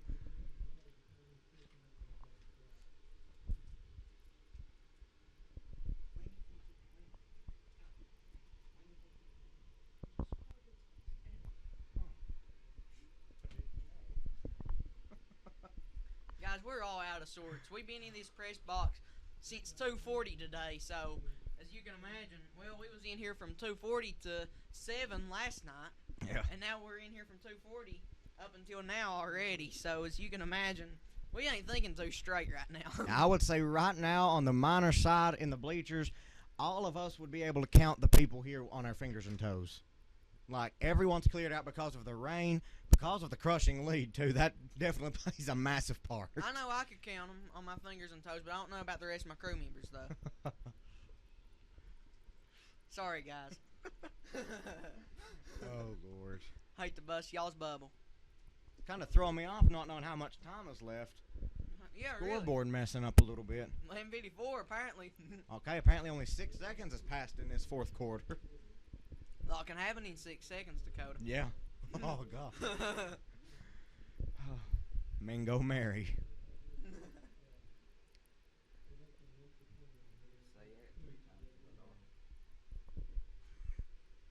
It's going to be the Pioneers' ball. It's going to snap it. He's going to be... Ooh, that was close, and it's going to be flag on the play. It's going to be pass interference. Didn't turn around for the ball yet again. Costly play, and the flag that was on the Wayne Pioneers on that 2-point conversion is now pretty much just going to cancel out, and it's going to put them right back where they started again, Dakota. Yeah, it's definitely been a rough time with the flag so far, and it's for the most part it's not been little calls like offsides or anything like that. Usually it's been little scuffles here and there or pass interference, something like that. But at the Point Pleasant game last week, there was a lot of flags of offsides or false start, all against the Miners usually. Yeah, really. We couldn't buy a break with the Zebras, Dakota. No.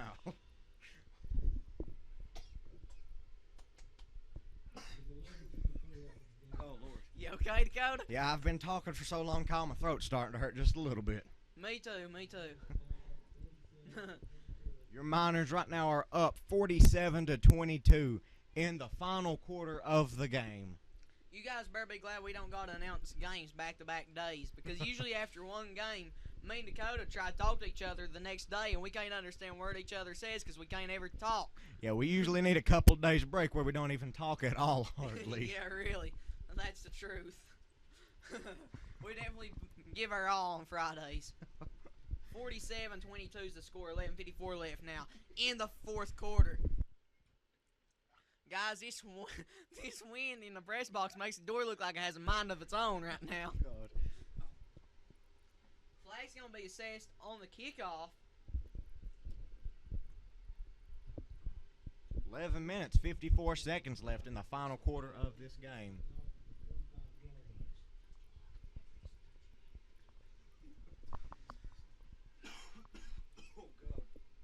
Okay, guys.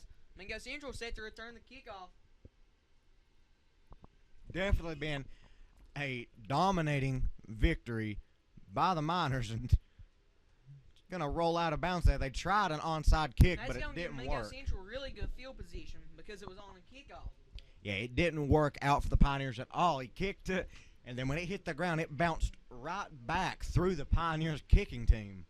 That wind probably had a factor to do with that because it's blowing back that way towards him. Yeah, I would say that had a pretty big part to do with it. You know, you gotta really compensate for it though if you're a kicker at that point. Like if the wind's blowing, you gotta kick it in the other direction.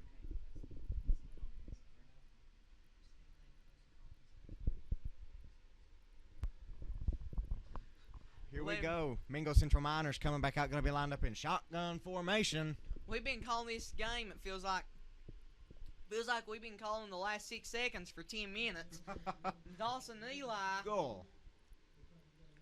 No, that's actually a change in running back. That's Dougie Dillon coming in there, picking up big yards on the first carry of the night. Dakota. Another little scuffle going down on the field. People shoving each other again, but there wasn't any flags thrown this time. Just the refs stopping people and telling them they need to stop. No laundry. No laundry. The refs, you can tell even the refs at this point are just like, please stop fighting so we can just end the game already. That's really what they're trying to do. You know, you're going to have the Miners out now. Shotgun formation, 11 minutes, 17 seconds left in the final quarter. Your Miners are up 47-22. A crushing lead, Kyle. To say the least. Bunch wide receivers, both sides of the screen, Jeremy Dillon. He's got Dougie Dillon in the backfield with him. And the snap is away. Handoff. Dougie Dillon to the 50, to the 45, to the 40. He's still going. The power back, Dougie Dillon. Out to the 37-yard line. Great carry there by Dougie Dillon. Could definitely tell there's some relation there to Joe Hunt, who graduated last year. Like the new coal train coming through. Oh, really? We're in the same number, too. 10 minutes, 48 seconds left. Lined up in shotgun formation again.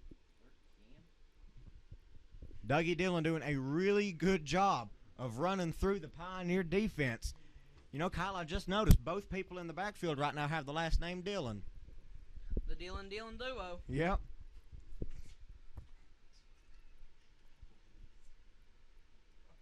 Snaps away. Handoff, Dougie Dillon. He's still on his feet, guys, and he still is. To the 30. Definitely a prospective student for the next 3 years up here. He's a sophomore right now. He's got the rest of this season, then his junior and senior year. Definitely doing really good job at running the ball right now. You better believe it. That's still the Wayne starting defense out there, and he's just running right over him. Right under 10 minutes left. The Miners have marched down the field in a matter of seconds. Mainly off the shoulders of Dougie Dillon. Jeremy Dillon drops back to pass. Scrambling just a little bit. Passes it to number 11. Devin Turner. And he's out to the 10. Oh, and he gets cracked. That was a big hit there. He got sandwiched in between two Pioneers. Woo. Devin's been known to unfortunately have some injuries in his past. Really glad to see him being able to start out his senior year healthy. Gonna have your Mingo Central Miners line them back up in a shotgun formation, looking for the call from the sideline here. Right under 9 minutes, 30 seconds left. Miners up 47-22, possibly about to score again here. Still looking for the play as they're lining up now. Going to be in a shotgun formation. Ball is snapped. Hands it off to Dougie Dillon, and he's going to run. The ball comes loose, and there's a fumble. It's going to be recovered. I can't tell. It's going to be recovered by the Pioneers. It's going to be a touchback. Going to put them on the 20-yard line. Wayne Pioneer football, Dakota. It's a good job by the Pioneers of smacking the ball loose from Dougie Dillon there as he got right into the end zone and stopped it.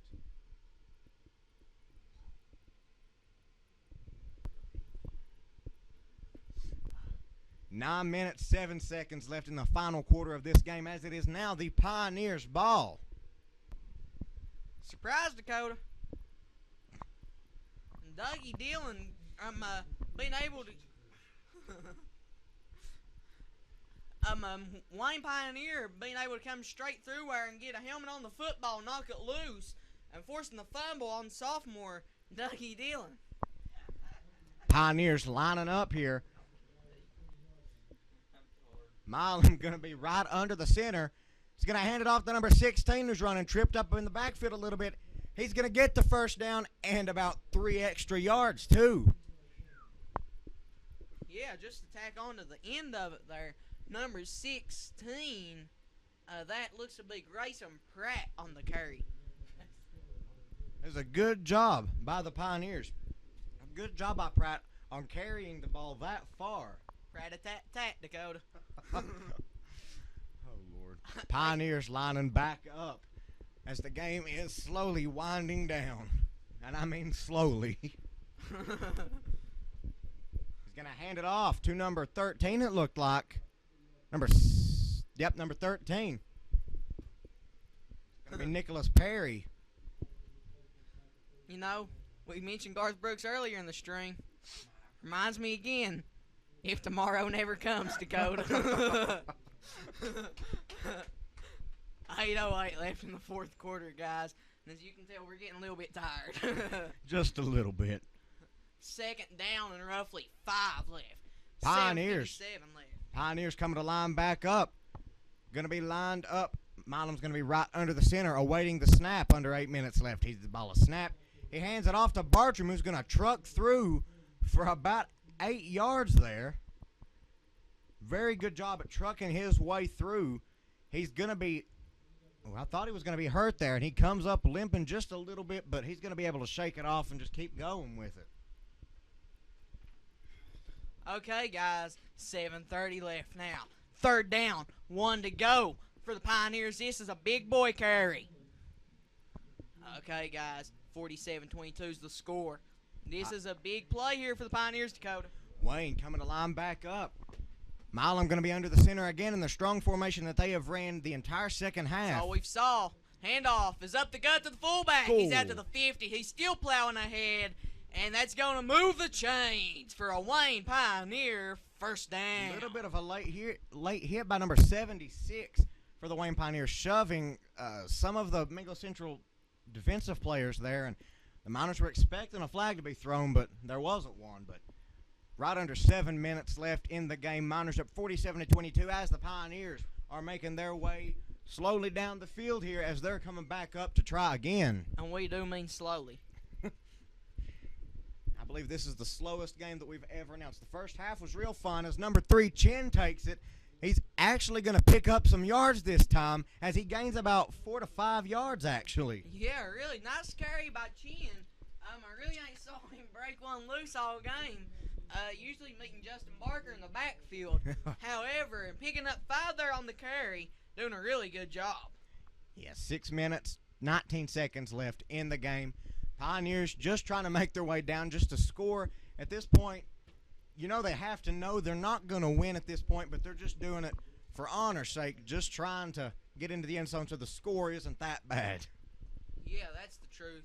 6:02 left now. Fourth quarter, handoff, up the gut, trying to make something happen, only gaining 1 on the play. Third down, 4 to go now for the Pioneers, Dakota.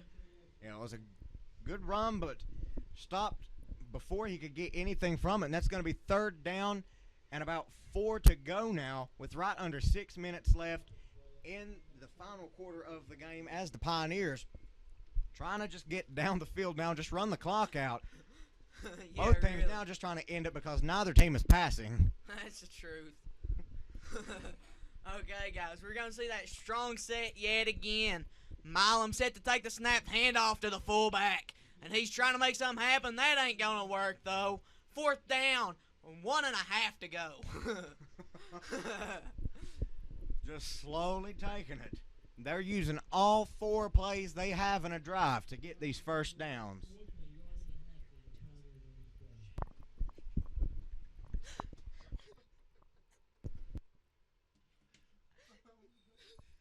Oh, it's definitely been a really fun game to be announcing.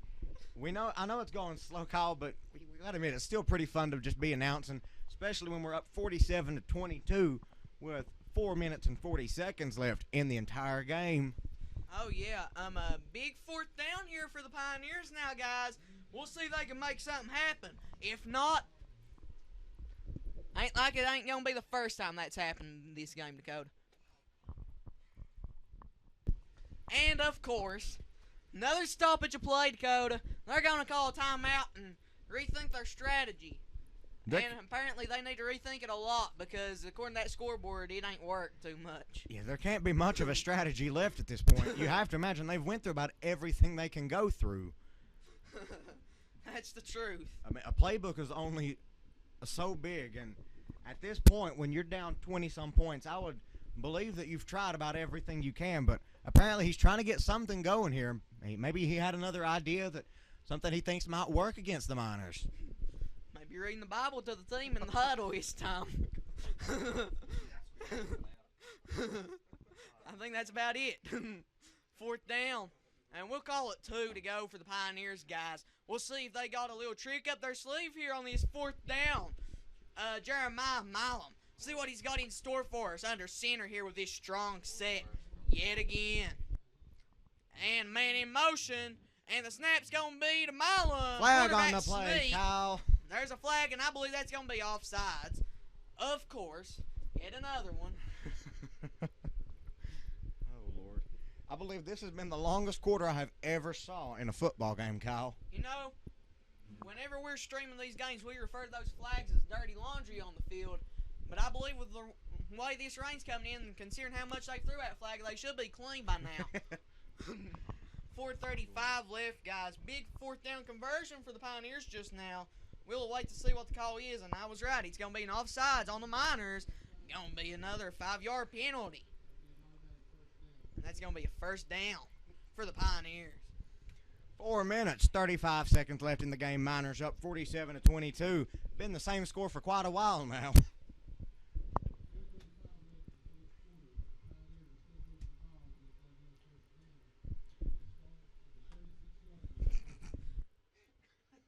Guys, I think we're going to finish out this drive and we're going to get ready, and we're just probably going to cut the stream short here tonight because, in all honesty, like, this game's pretty much over anyways, and I'm sure that we probably lost a lot of viewers by now anyway. Yeah, so if you're still sticking around at this point, God bless you and thank you.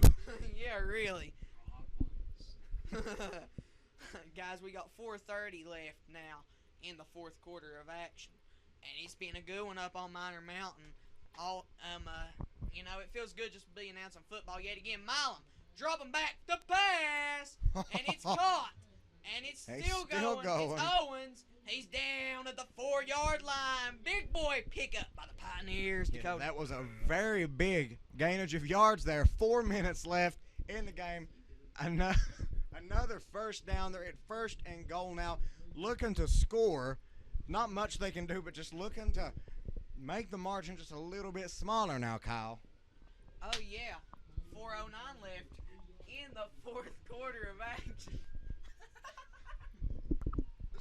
Okay, guys, we're going to see a strong set. Milam, handoff, is up the gut to number 9, Bartram. Touchdown! Wayne Pioneers in there for 6, Dakota.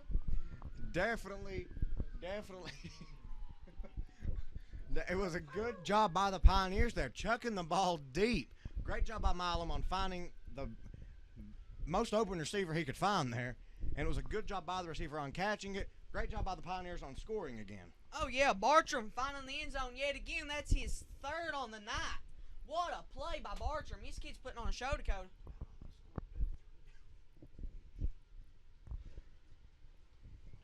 Yeah, Bartram has scored 3 out of the 4 touchdowns for the Wayne Pioneers tonight.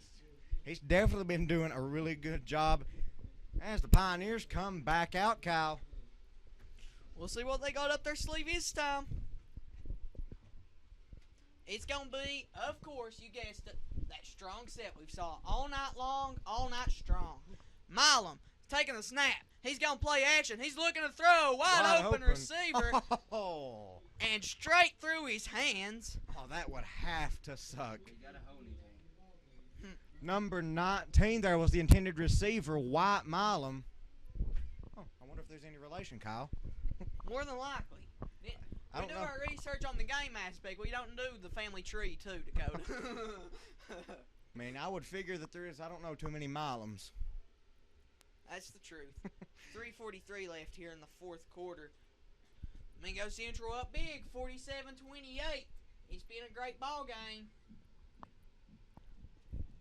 Guys, as the bleachers unravel here at James H. Buck Harless Stadium as they've done since the end of the first quarter, I believe this is where we're going to cut the string because, I mean, Mingo Central is up, dominating this game right now. It's been a great outing by the Miners, up 47-28. And as they're going to cruise on to this win here on Miner Mountain, guys, again, we're Mingo Central Live. I'm Kyle Tote. I'm Dakota Jesse. I'm Justin Harrison. Everybody, y'all have a great day. And most importantly, as always, guys, God bless.